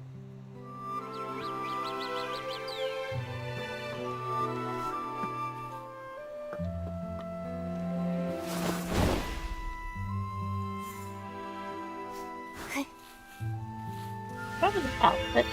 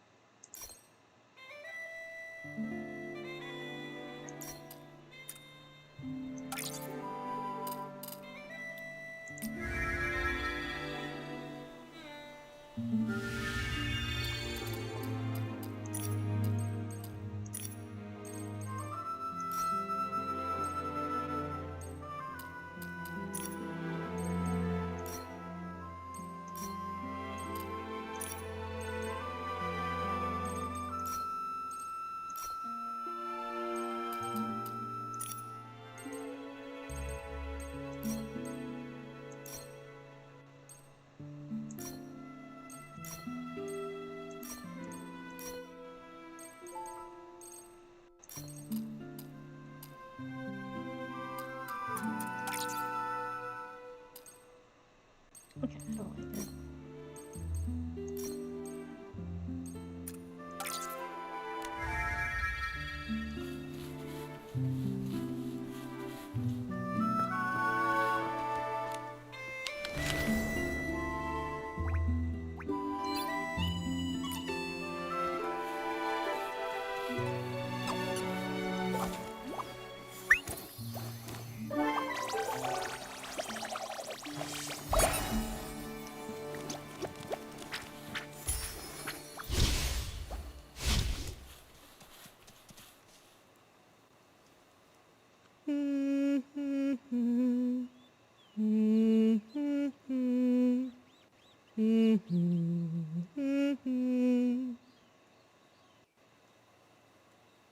Who's that? Mommy, sing something else. Looking for scraps of cloth. What a lovely piece I found. Oh, there. Don't cry, little one. Who's crying? No, don't! Help me, Mommy! Save me! What the heck are you? Quit your creeping around! You better watch out for my claws! What is happening? So this is the work you're talking about? No, it's all right. Those are plenty of blings, trust me. Were you the one who attacked Benny? Are you working for someone? Threadstar! Chase! No, don't let him get away! Hey, wait!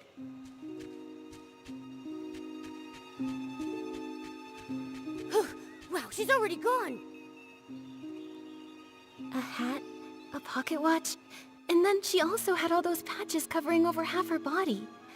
She definitely has to be the PC who attacked Benny. But then, she also said something so strange. I couldn't make heads or tails of any of it. Exactly. She's rambling complete nonsense. Talking and talking without making a bit of sense. Wait a second. Nikki, look over there. I think she just dropped something. Let me see.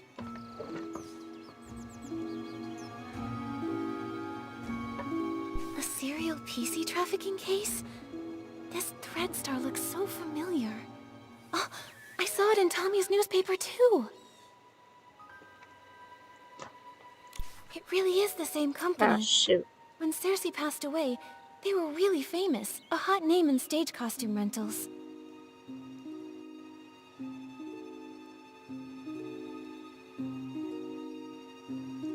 The clothes they rented out were actually made from PCs.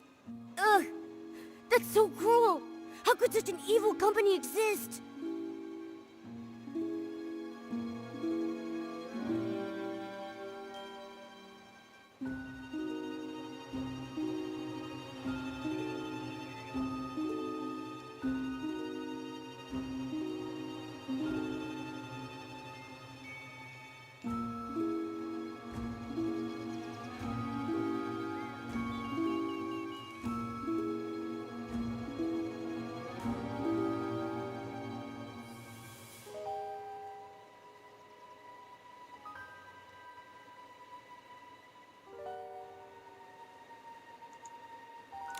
Luckily, the Kingdom Guards uncovered their plot.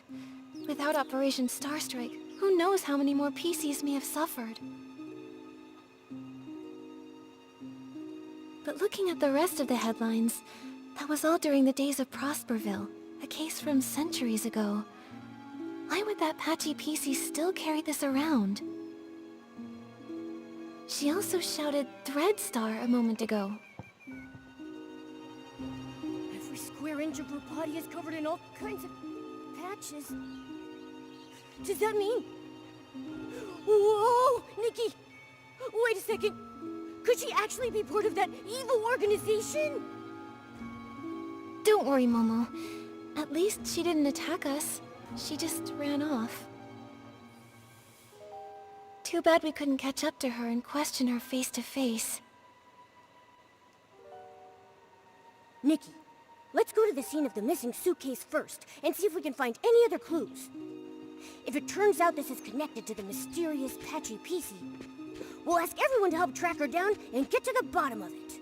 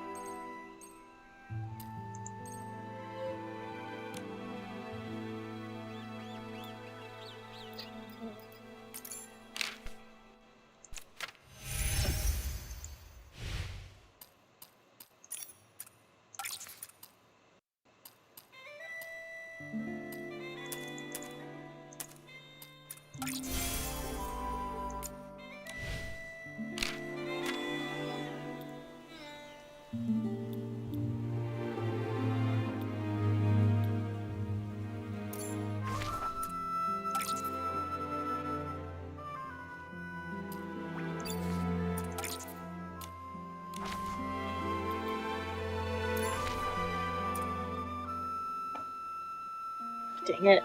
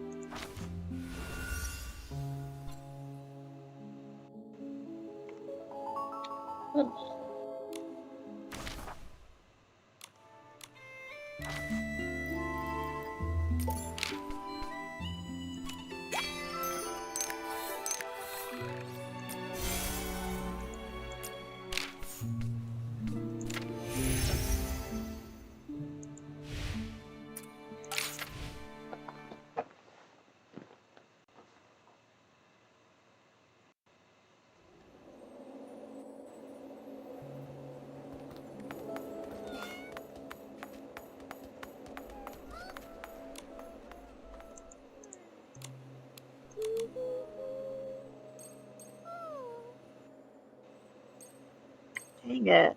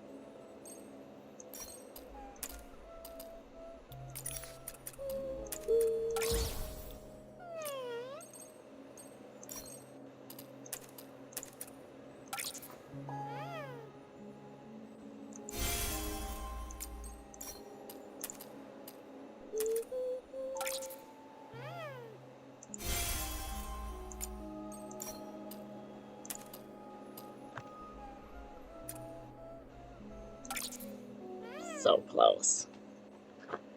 So close.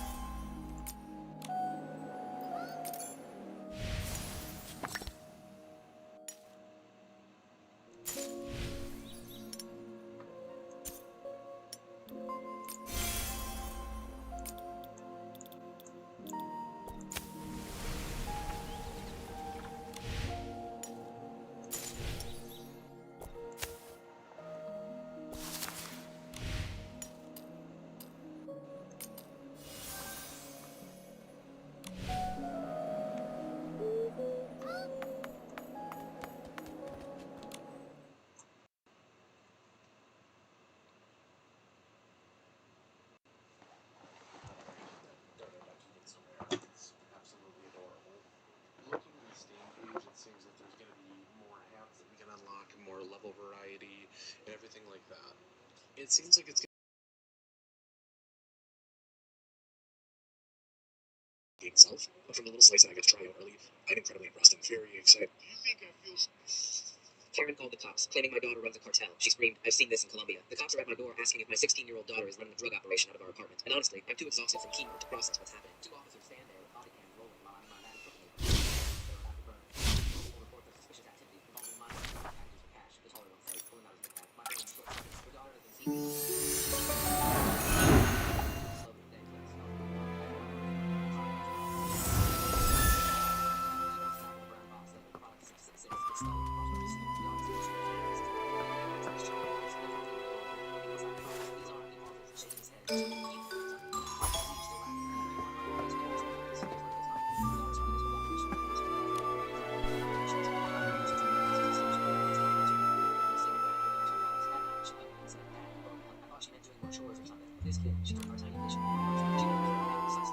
Such a meticulous shift schedule. Totally Granny Rags and Jenny's style. All the important checks and confirmations are supervised by the two of them, so it's unlikely anything went wrong. Looks like if the shifts had been normal, the thief wouldn't have had any chance to steal the suitcase. So that's why they spiked the dawn's first light, taking advantage of everyone's hallucinations to steal. This thief must be very cautious.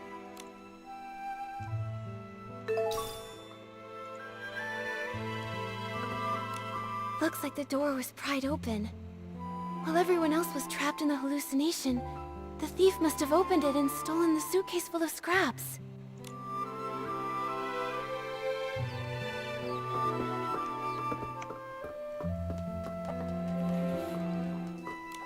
A few detergent bottles all lined up. This isn't where they're usually stored. Let's collect them for now.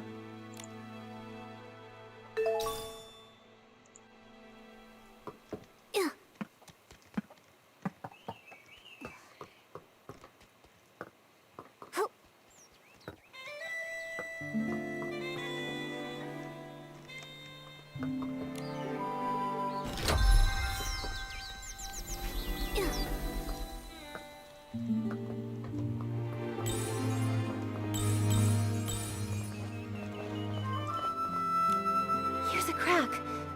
But it's so narrow, even a PC probably couldn't get in.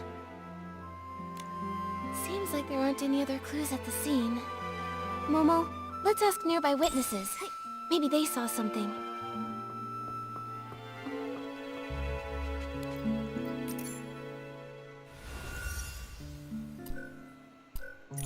Oh, we had enough? Sweet. That's not the right. I don't know what it was.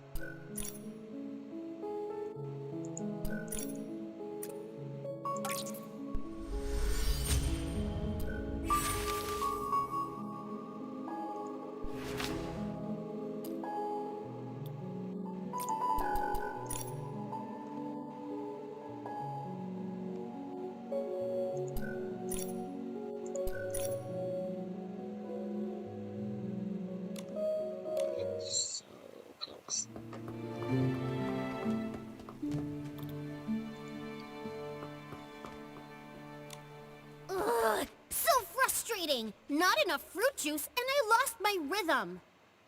Calm down, Squeaky. Could you tell us a little more about what happened this morning?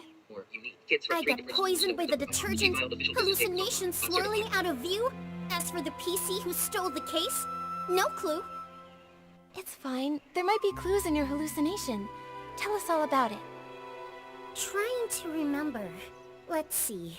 Pressing juice with all my might, the fruit, it goes flying. What a sight! The fruit bag sprouts arms and legs, scurrying and scampering around in fright. The bag. It said its stone tree no longer had hanker fins, no matter how deep the water was. This hallucination, I honestly can't tell if it's supposed to be literal or abstract. But a bag with arms and legs, and it could talk. That's basically a PC. That makes sense, which can only mean that Squeaky probably saw the thief at some point. Quick, what else did you see? The more detail, the better. I shared the stage with the Sovereign of Sexy and showed off the art of juice pressing. But that sack screamed so loud, I completely lost the rhythm. The crowd ran away in fright. The other sack lost its fight. Fruits tumbling left and right, spilling all the juice that night. Don't be sad, Squeaky. All that juice, it was just a hallucination. What happened to that loud PC afterward? It kept floating, upside down and round, but where it went, I never found. This is really strange, Nikki. Why would the thief move upside down? Could it maybe have something to do with how they committed the crime? I've got no clue. Let's go ask some other potential witnesses.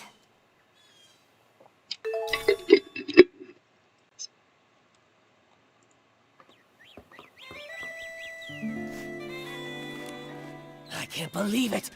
I would never take that fabric, even if it was for the greatest experiment the world has ever seen!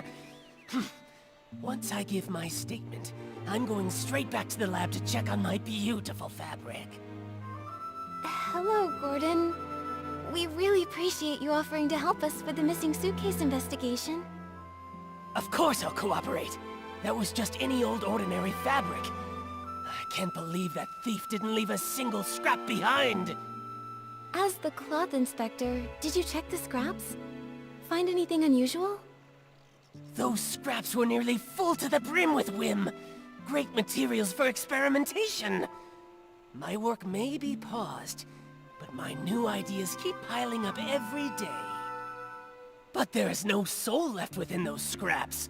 Even I am not able to stitch them together into a full body. Hey, those scraps are from a PC. Don't you think your ideas sound a little distasteful? I haven't lost myself to craziness. I'm simply telling you my findings. I examined them thoroughly. The culprit was incredibly careful, leaving no clear traces of a weapon.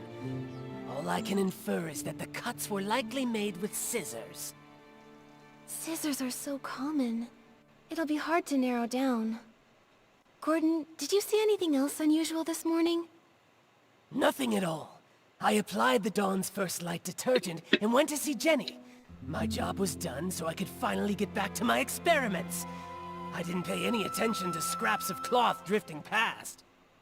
Wait, I do remember passing the barrel home and seeing a PC that I didn't know arranging the venue. I'm certain they were orange. An orange PC? They were shouting nonsense, but I didn't pay attention. Now I realize it was a warning. Terrifying inspiration was about to flood in, and I would be drowned by crazy thoughts. An orange stranger that was setting up the venue. That must have been Leora. Which means when Gordon saw her, she was already in a state of hallucination. And the barrel home is far from here. Even if the poisoning wasn't severe, she couldn't have made it in time. So, Leora wouldn't have been fast enough to make it there in time for the suitcase theft. Good. Good. That's one more innocent PC to rule out. Thank you, Gordon. No further questions. I hope your experiments go well back in the village.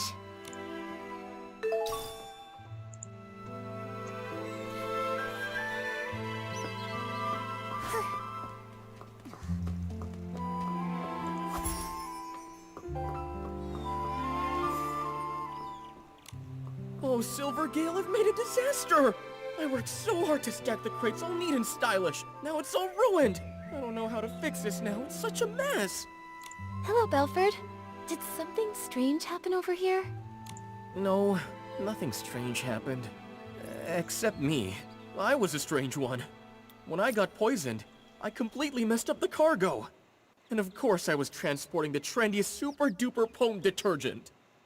Oh, if only I hadn't thought this Dawn's First Light detergent was the trendiest thing those PCs in Sichia had never even glimpsed. I went and slathered on 3 whole bottles at once. Shit. Oh man, you really got poisoned, huh? But I gotta say, not every PC gets a chance to see hallucinations as fashionable as mine. I was striking a pose on a catapult seal, when suddenly, boom! 2 red suns lit the sky, with a huge orange one too! The Stoneheart burst into crackling fireworks just for me! And that scent was otherworldly! Well, hallucinations can be like that. Nothing surprising. Right. There's nothing here that connects to the missing suitcase.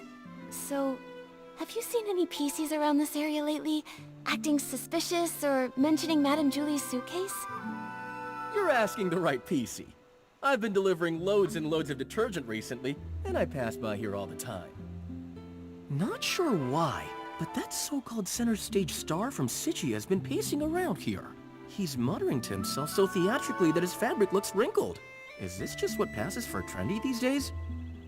Was it Leon? Maybe he was caught up with mourning again. Probably best not to imitate him right now. Thank you for the information, Belford. Momo, let's question some of the other witnesses. Nikki, let's report both of these scenes to Jenny first. Maybe we can look at all the facts and figure out a new lead together.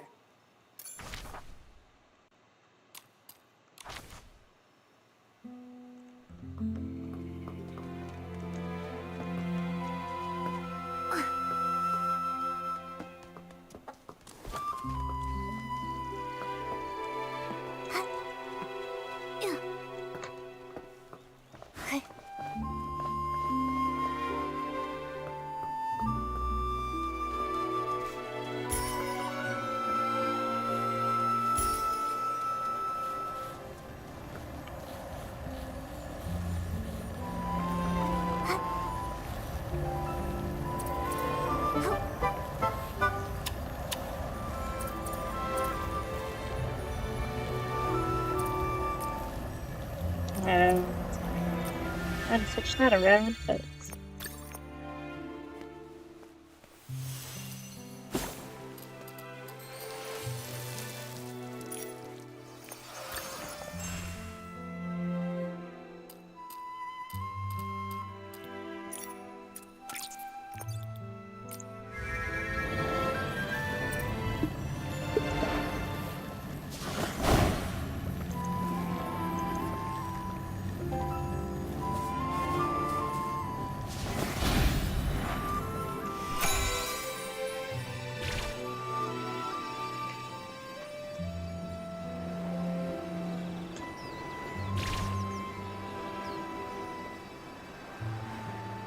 Okay, that was a waste of time.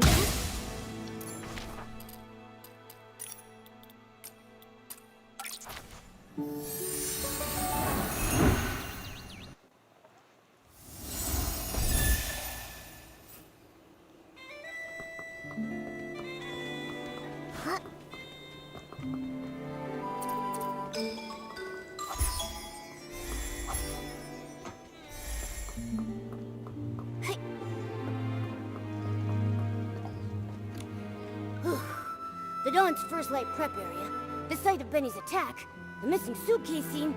We finally investigated them all. Wow, I am exhausted. Does it always take this much hard work just to uncover the truth and solve a case? Well, Momo, now you know. Being a detective isn't easy after all, huh? Thank you. Once this is all over, I'll tell everyone in the estate about the heroic deeds of our 2 great detectives. And the estate's resources are always open for you to use. Of course, Jenny. Anytime. We really want to catch the suitcase thief, too. Besides, the investigation wasn't fruitless. we uncovered plenty of clues. Let me think. Let's start from here. Though the method of the poisoning was clever, and doesn't directly pinpoint the culprit, it does still have one tiny flaw. The misplaced crates! Right! Every PC in the abandoned district holds the Silvergale in high regard. According to Alan, no one would dare put the Silvergale wreath in the wrong place. Yeah, even if they're not estate staff, no one would casually break the abandoned district's traditions or disrespect the Silvergale. So it's just like we suspected. The outsiders from Sichia are the more likely suspects. Right now, there are half a dozen guests at the estate who come from Sichia. You two must know about them already. Our suspects must be among those 6. Apart from those things... That Patchy PC is definitely suspicious. But apart from Benny's testimony, we don't have any solid evidence against her yet. And she's so skilled, we haven't even been able to catch her for questioning yet. Also, we couldn't understand what she said. Interrogating her could be pointless. True, but her skills actually make me less suspicious of her. If she were the thief, couldn't she have knocked out the guards and taken the suitcase right then? That's right. If she was so strong that even Miss Nikki couldn't handle her, ordinary PCs from the estate wouldn't have stood a chance. Causing large-scale chaos with poison would be unnecessary then. Still, this is all just speculation, not proof, so we should still keep her on our suspect list. Apart from those things...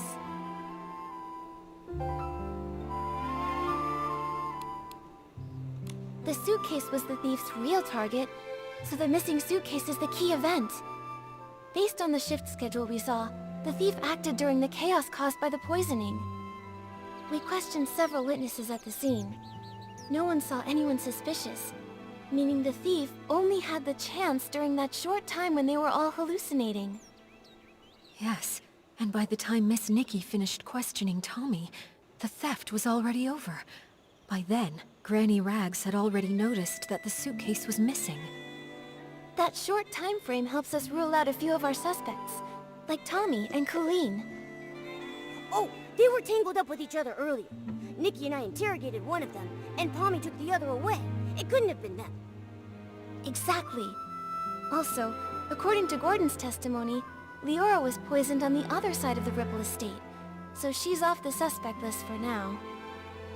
And as for Benny, judging by the state Colleen and Pommy found him in, he was unconscious all along and couldn't have done it.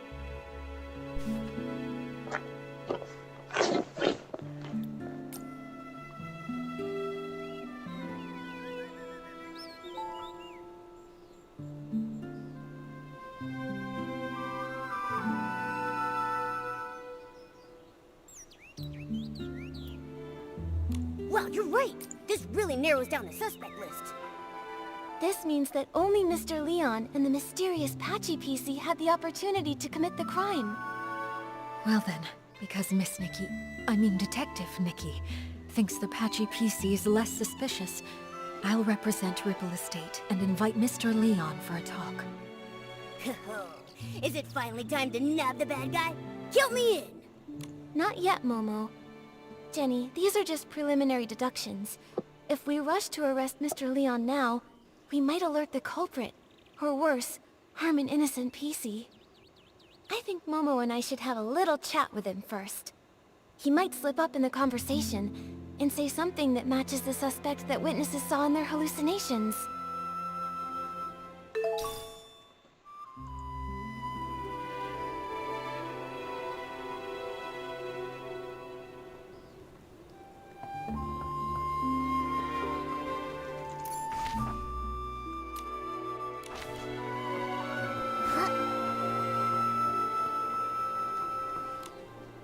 Did I buy everything from you, mister? I did.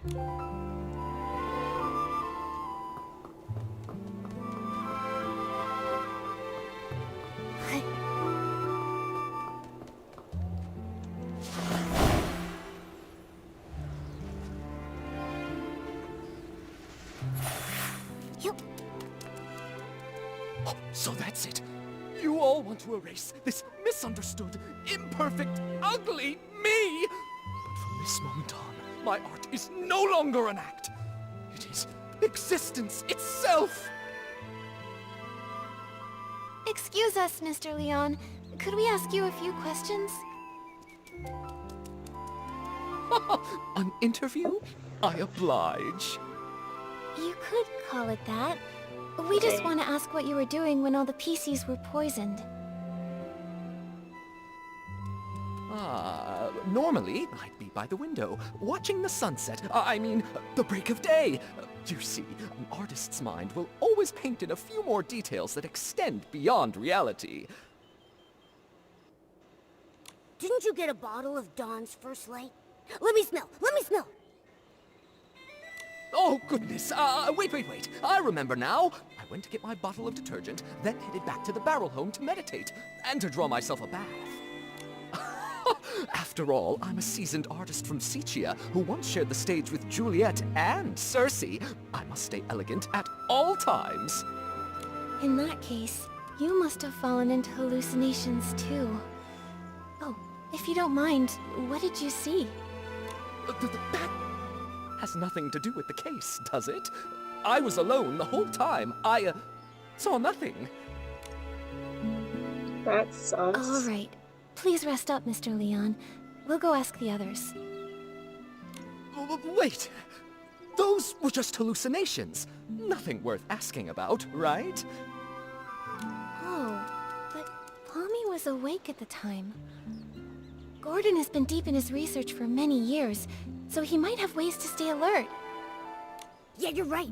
We'll be sure to ask every single one of them, and we'll question a second time, just to be sure. Hold on!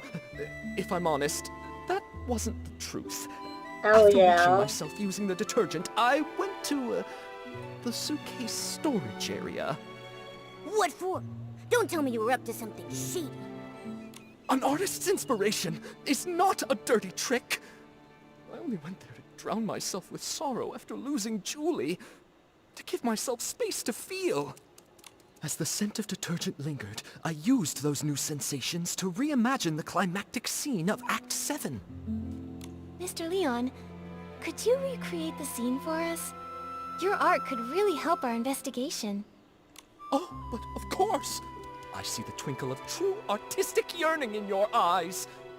Now behold, Act 7 of the Fool's Submission! Oh, Nikki and I have never seen a live Sicilian performance before. Mr. Leon, your show was amazing. Would you let me take a photo to remember it?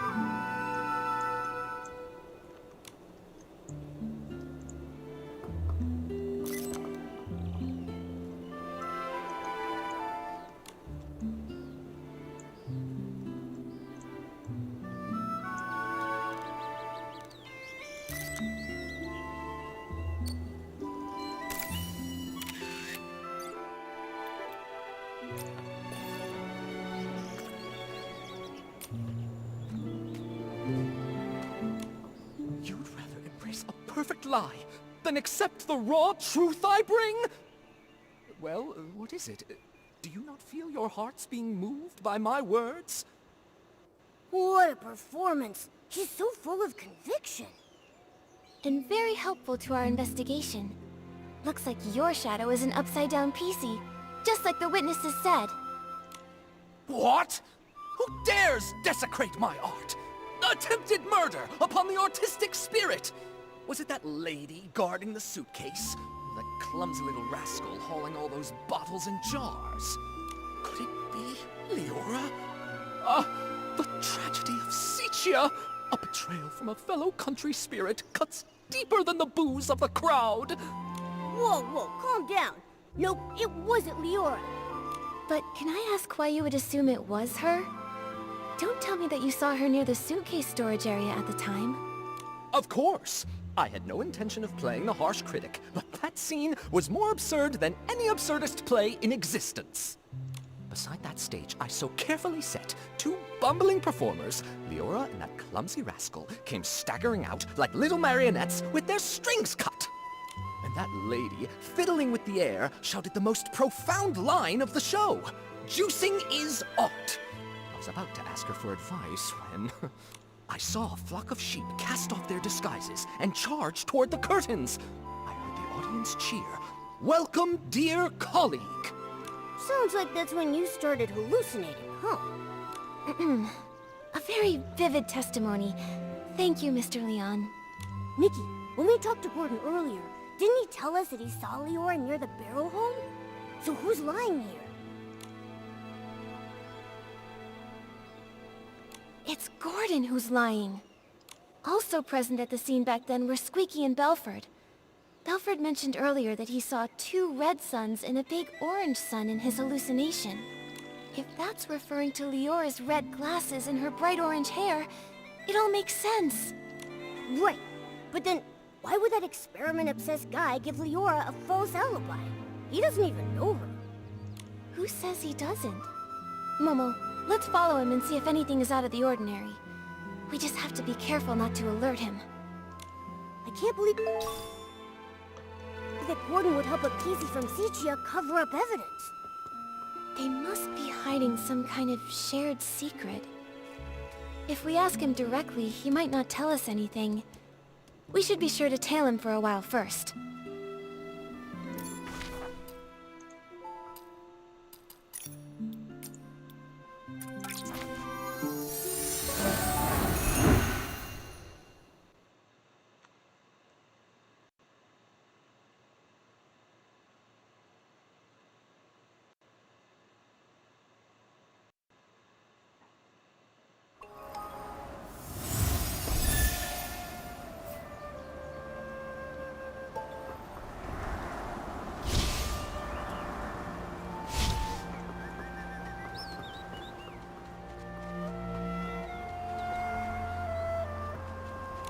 He's really trying to avoid the others. Where is he going? Shh! Nikki, let's follow quietly.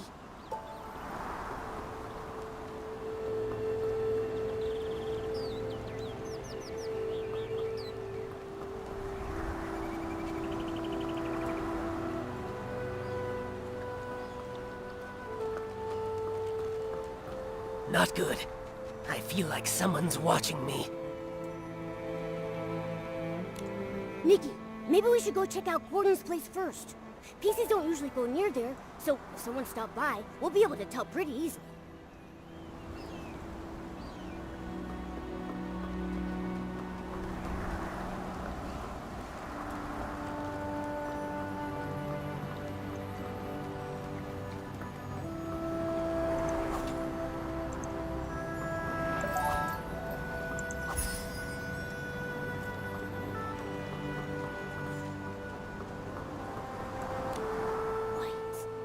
These aren't fabric scraps. They're paper scraps. Haha! Nothing escapes my sharp eyes. Not even in all this grass. Looks like it was deliberately shredded with scissors, then tossed. There are only a few pieces left. I'll put up special string lights. Come find me. A box of fabric. About Sichia's past. String lights, Sichia. Someone tied to Sichia and can interfere with the Ripple Estate soiree venue. That's it. This must be the letter Leora wrote to Gordon. They really do know each other. Once it's daytime, we'll visit Gordon and ask why he lied.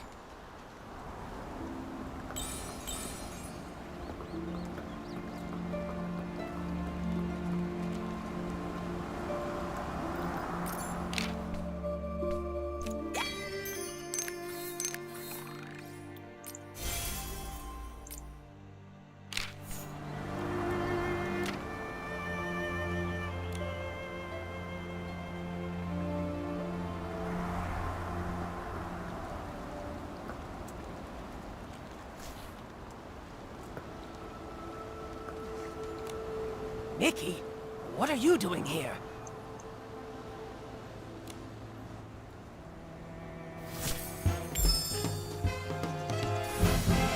Gordon, I have a question for you. What exactly are you doing here? Why did you give false testimony for Leora? Tell me, what's your connection to her? And to the missing suitcase? I don't understand what you're talking about.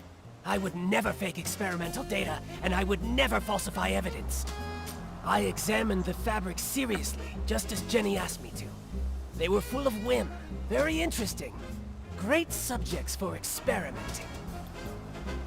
After I applied the Dawn's First Light detergent, I saw a PC arranging the venue at the barrel home. You say it was Leora, so then it was her. Ugh! This fluff bag's tougher than I thought! Nikki, let's hit him with the evidence. I don't understand what you're talking about. I would never fake experimental data, and I would never falsify evidence.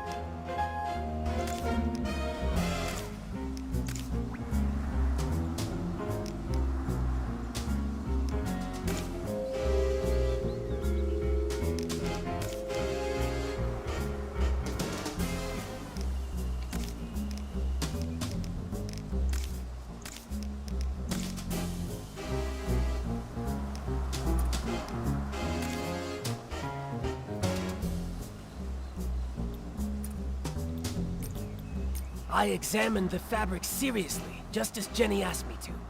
They were full of whim, very interesting. What are you showing me this for? If it is nothing important, I examined... After I applied the Dawn's First Light detergent, I saw a PC arranging the venue at the barrel home. You say it was Leora, so... That's not what we've been... After I applied the Dawn's First Light detergent, I saw a PC arranging the venue at the barrel home. You say it was Leora. What are you showing me this for? If it is nothing important, after I applied the Dawn's First Light detergent, I saw a PC arranging the venue at the... Ugh! This fluff bag's tougher than I thought! I don't understand what you're talking about. I would never fake experimental data, and I would never falsify evidence. What are you showing me this for? If it is nothing... I don't understand what you're talking about. I would never fake experimental data, and I would never... I examined the fabric seriously, just as Jenny asked me to. They were full of whim, very interesting. Great subjects for experimenting.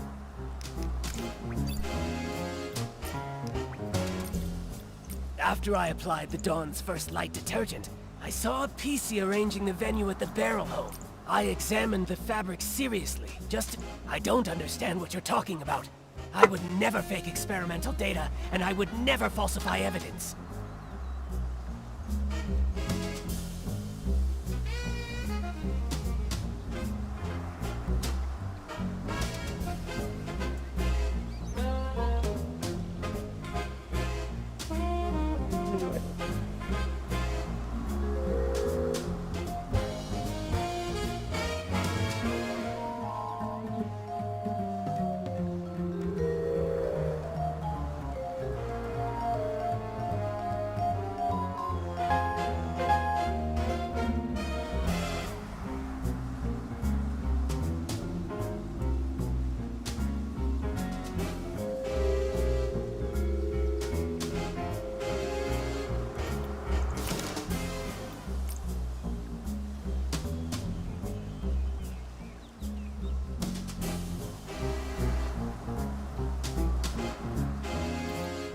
I examined the...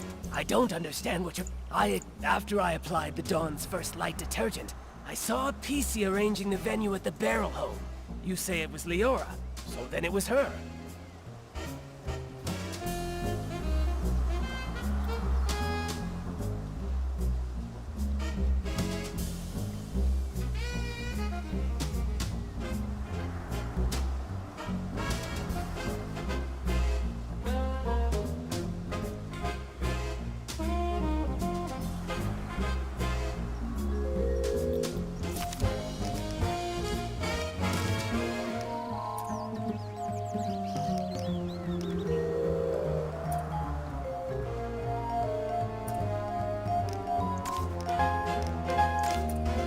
What are you showing me this for? Oh my If it god, is I not- feel like After I applied... You... Hey... Who... Nikki! I... Nikki!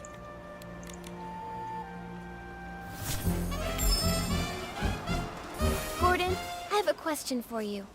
What exactly are you doing here?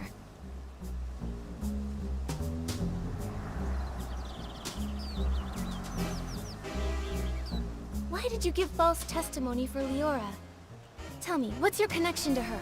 And to the missing suitcase? I don't understand what you're talking about. I examined the fabric seriously, just as... What are you showing me this for? If it is nothing important, I examined the fabric seriously, just as Jenny asked me to. They were full of whim, very interesting. Great subjects for experimenting.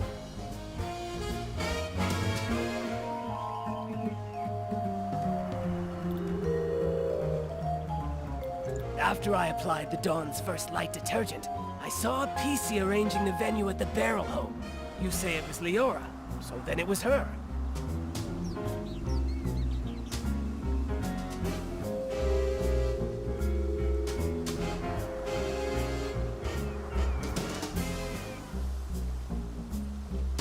damn it.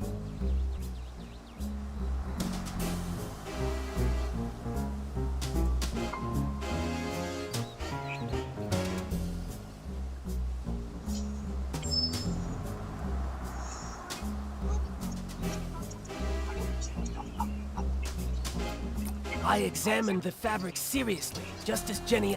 I don't understand what you're talking about. I examined the fabric seriously. After I applied the Dawn's first light detergent, I saw a PC arranging the venue at the Barrel Home. You say it was Leora, so then it was her.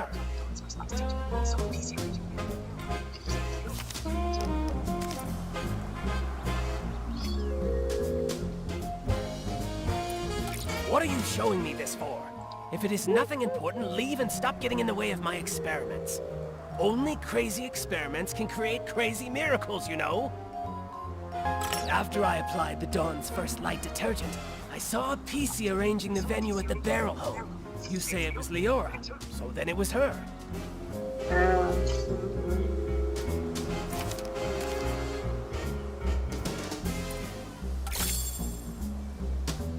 Is that so? Mr. Leon doesn't seem to agree with that. On that day, he also saw Leora. Except, it was near the scene of the missing suitcase. What? Could such a coincidence actually occur? This is a disgrace to my experiments. Before Mr. Leon started hallucinating, he recalled seeing Leora appear there, which is pretty far away from the Barrel Home that you mentioned earlier. I don't think Leora can split herself in two. She couldn't have been in both places at once. So, who did you actually see? Or maybe you never saw Leora that day at all. Maybe you just wanted to give her a fake alibi. Why should you believe Leon? He may look crazy, but he's not truly crazy. He just rambles on about meaningless art. No matter what he says, I didn't lie for her. I don't buy data with insignificant trends, and I don't lie for a PC I don't even know. Ha! Leon's a PC from Sichia too. Maybe he's got a grudge against Leora. Why don't you just accuse him of framing her? Just leave me alone! Still won't come clean, huh? Nikki, we can't let him weasel his way out of this. There's gotta be a Why should you believe Leon? He may look crazy, but he's not truly crazy. He just rambles on about meaningless art.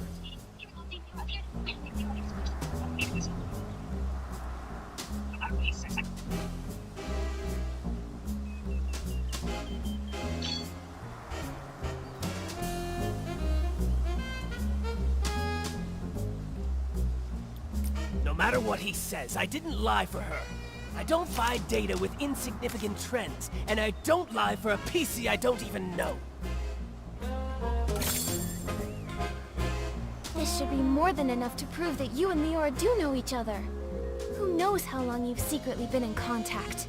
Impossible! The data is flawed. It can't be like this. It can't be! Stop denying it. Why are you hiding your connection with Leora? Why risk giving her a fake alibi? Why are you disrupting our investigation? You'd better have a convincing explanation. If not, we'll have to hand you and Leora over to Jenny and the others as the prime suspects for the missing suitcase. And for the murder of Madame Julie.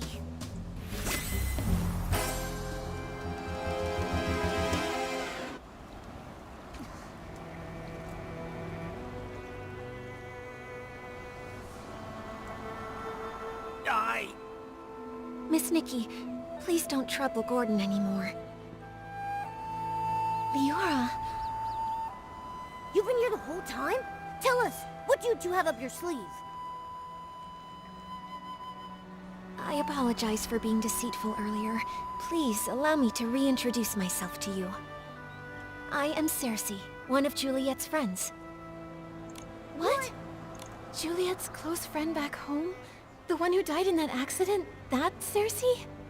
Yes, that's who I once was. Miss Nikki, allow me to share a story. One of Sicia from a century ago. It was the time of flowers before the storm, growth before ruin, an age of indulgence where everything was driven by the spotlight. A girl from Prosperville chased her dream of fame, stepping into the dazzling lights. Never expecting that behind the spotlight grew desire and power, just like a Threadstar costume, concealing the sewn-in corpse of another life inside. You discovered what Threadstar was doing back then? That's right. The dazzling facade was ripped away, and I witnessed the awful darkness lurking beneath, so I started my search. Naive, silly, call me what you'd like. I tried to uncover the truth myself, seeking atonement for my time spent in lavish distraction. But you failed. That was Cersei's fate. A wardrobe burned to ashes, and a vague, mysterious accident. Fortunately, there was more. Cersei left behind a Threadstar costume, and a letter she had meant to send to Juliet, all hidden in a secret safe. Hundreds of years later, Leora was born from that legacy. Now in this body, I've reunited with my old friend. Oh, Madame Julie met you in Sicia. That's the good news she wrote about. But the true evil of Threadstar still has not faded. Julie was nearly assassinated by its remnants, possibly because we knew too much about them. Luckily, we were together this time, so the two of us set a trap. The choo-choo train arrived in the abandoned district, and Julie... makes her entrance as a box of scraps. Hello? Madame Julie, you're alive? Darling, I may be old, but I've still got death beat. I won't go down before we catch Threadstar's remnants and avenge my little Cersei. Don't get too excited. Don't forget, right now you're Threadstar's biggest target. Oh, trust me, I'm well aware. They somehow think they still have me cornered, but that's all right with me. Faking my death is bound to turn the tables and smoke them out once and for all. So, that box of fabric is... It's my experiment. I'm infusing it with whim, mimicking PC's fabric. All part of the experiment. Gordon really is a crazy genius, isn't he? This has all been the performance of a lifetime thanks to his brilliance. My apologies, Miss Nikki. We didn't want to drag everyone into this plan, so we hid this from you. Gordon's false testimony was meant to divert your investigation away from me. Well, I also owe you an apology. I'm sorry. It's okay. I'm just still processing all this. Right. Given how complicated this is, I understand why you kept things secret. The one who stole the suitcase is very likely a remnant of Threadstar. Precisely! My dear, you're a remarkably smart girl. You exposing this little scheme isn't a failure for us at all. Don't worry, we're not just sitting around eating bonbons. Gordon is helping develop a reagent to keep tabs on the suitcase, and friends from Prosperville are gathering the materials. The end of the storm is the prelude to a clear day.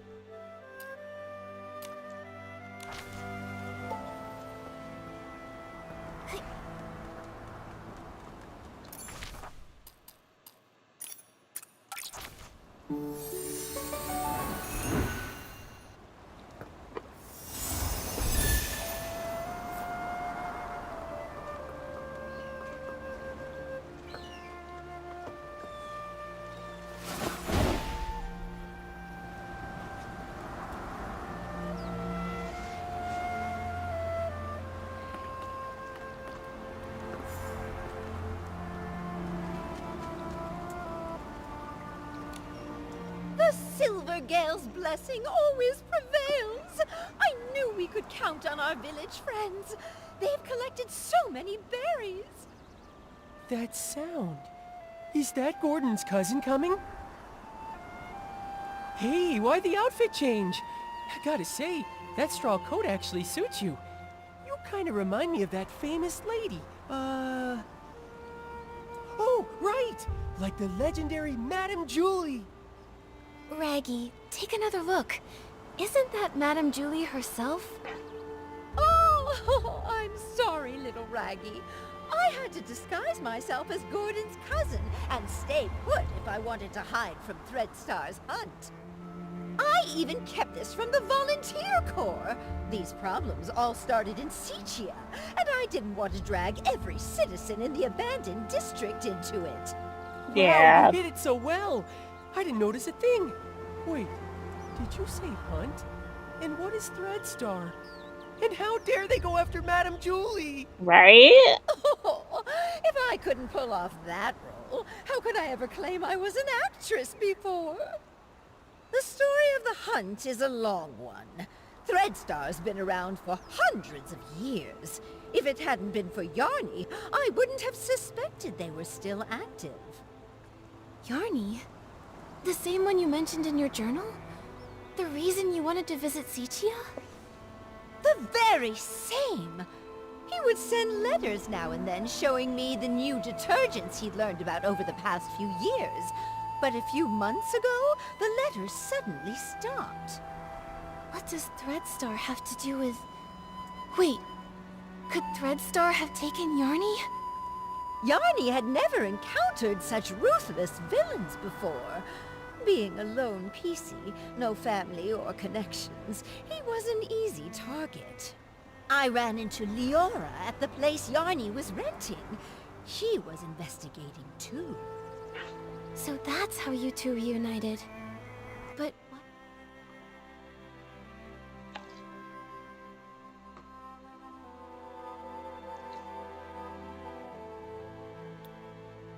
Why didn't Leora reach out to Madame Julie as soon as she was reborn? Because little Leora only came into being a few years ago. Makes sense. Threadstar's costumes are all woven with some kind of forbidden power. For centuries, Cersei's wishes have fought tirelessly against the Dark Essence. She reawakened just a few short years ago. No wonder. Leora's been focused on the kidnapping since her awakening, and only found out then that Threadstar's back. Yes. No PC understands Threadstar's cruelty better than her. My little Cersei. She never said a word, all to protect me. If not for this reunion, I would have no idea what she went through. Thankfully, I finally received the letter she left for me all those centuries ago.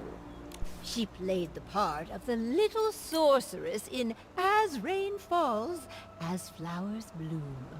They originally wanted me to play the lead, but I knew in my heart that it was Cersei who was truly meant for the role. Oh.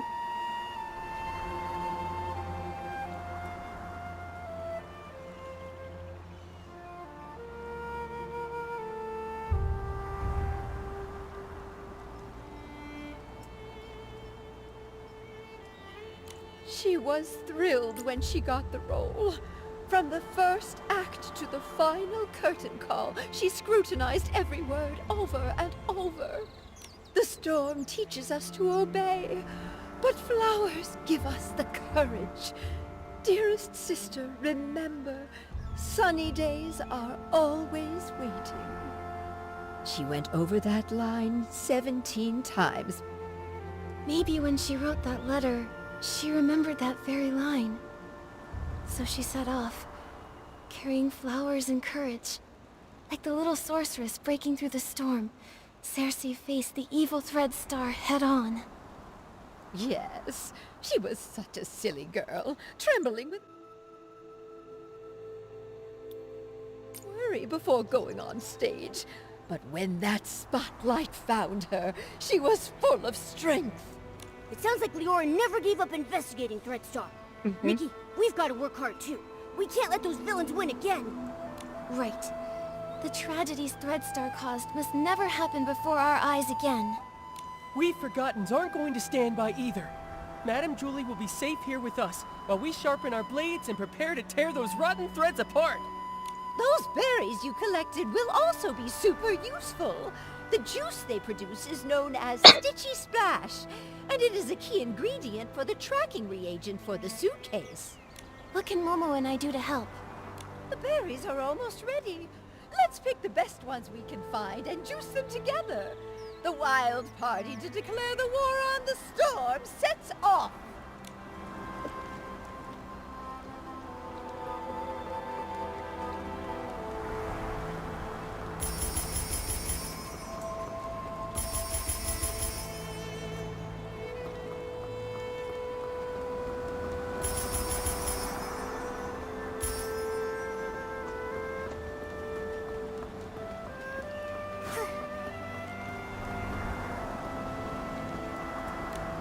Oh, wow! Nikki's got great taste!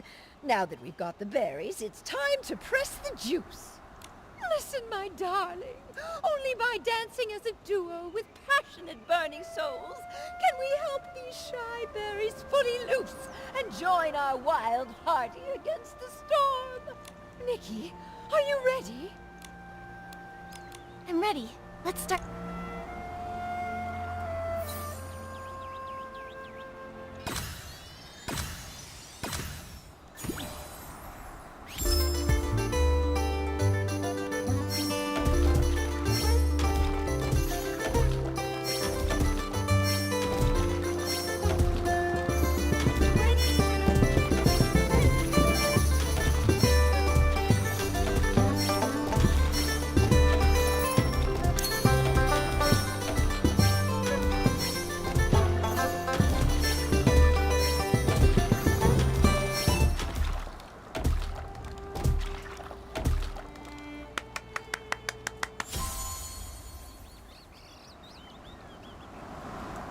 My goodness!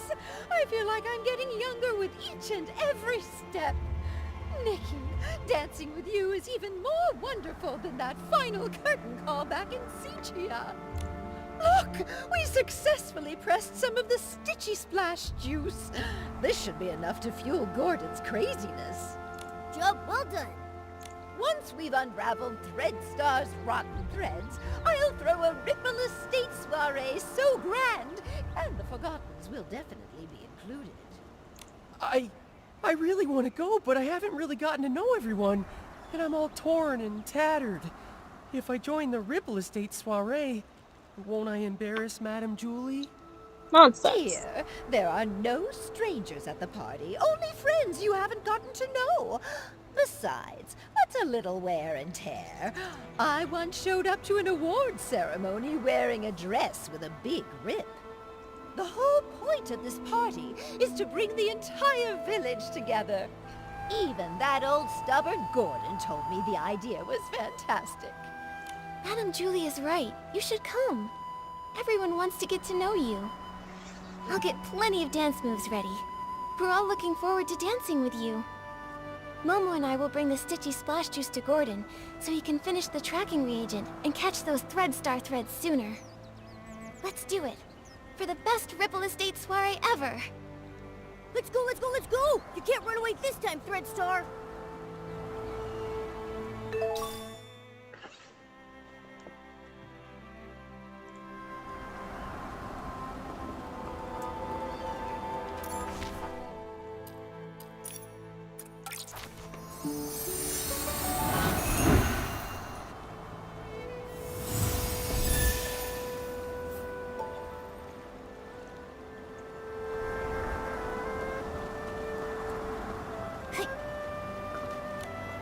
Ha! Just a bit more craziness, a bit more inspiration, and a bit more... I think you may need just a bit more of the Stitchy Splash Juice, Gordon. I did it! Finally! This reagent is a tiny miracle that will make every piece's heart skip a beat! Gordon, you did such a great job! All thanks to Julie, who handed me a whole box of blings, plus the Floragale cloths she'd kept for years. Without them, my progress wouldn't have been nearly this fast. The deal is Yeah, that finally makes sense. settled! Deal? What deal?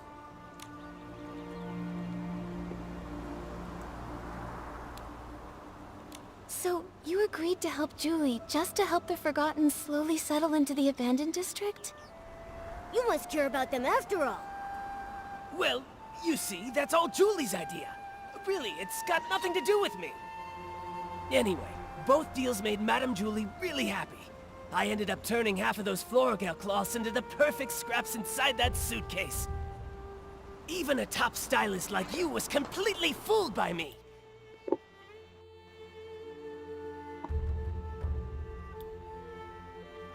All it took was some fresh berries, plenty of spring water, a touch of whim, and just the right amount of crazy. You're pretty pleased you tricked us, aren't you?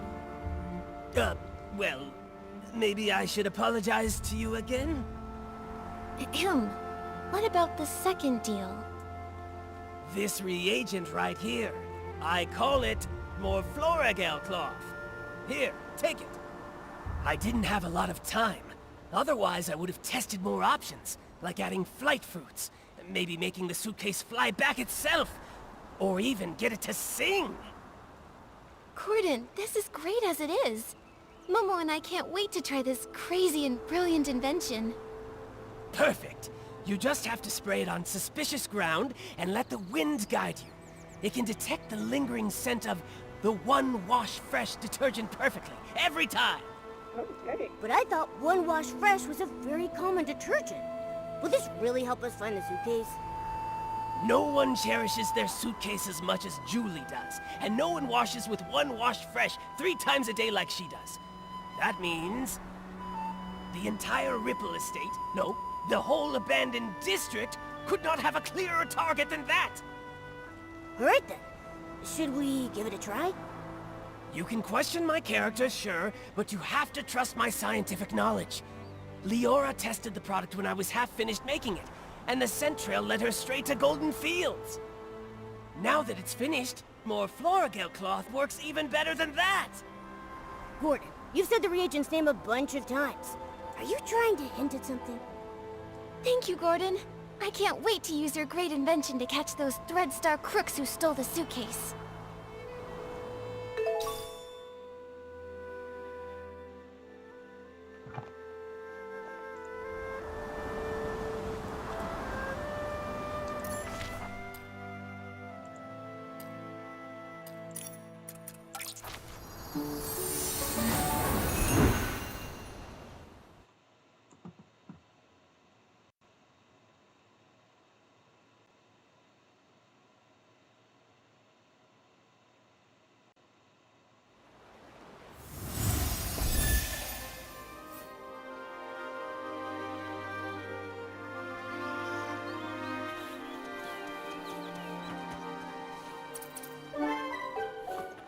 according to Gordon's instructions, here's where we can use the reagent. Miss Nikki, let's give it a try.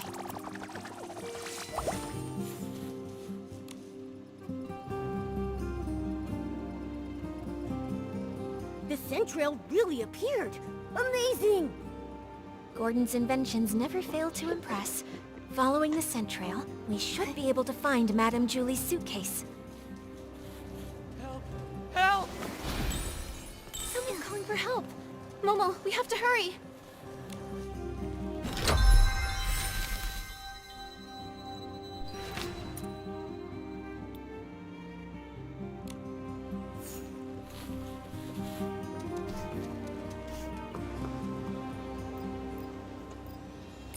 Okay, 1 second.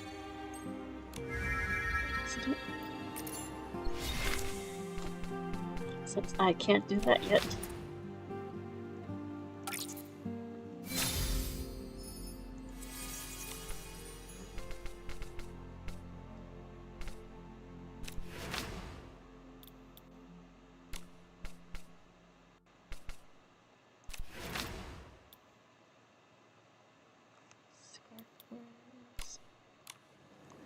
Is there for that?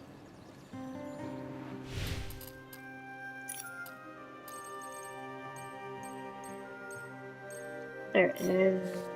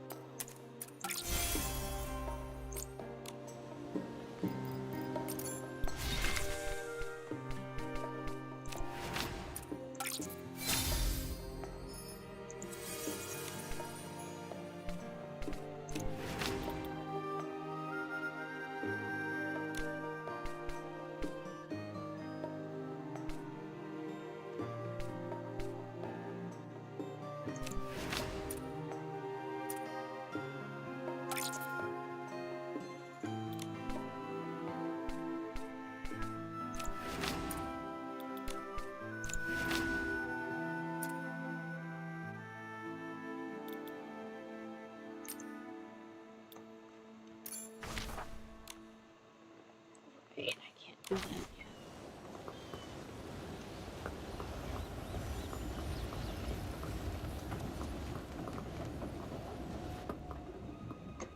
Help!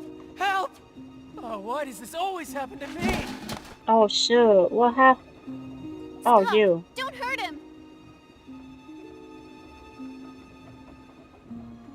Now then, why did you attack Benny? Who are you? If you don't answer, we'll have to treat you as a suspect and detain you.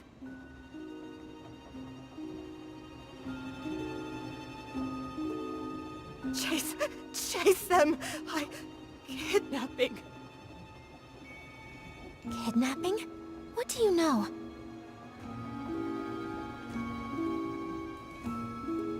Ah! Come on! Watch out! Oh, she is ready to fight. Okay. Ugh! Still couldn't catch her!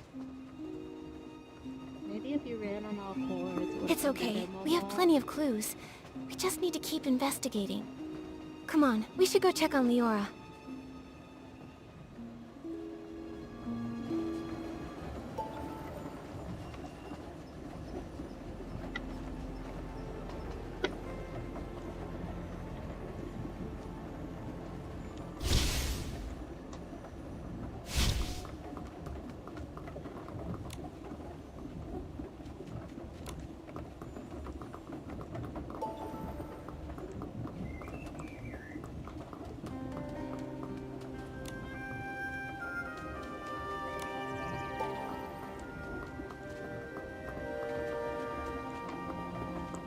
come on. I just need to freaking move this shit.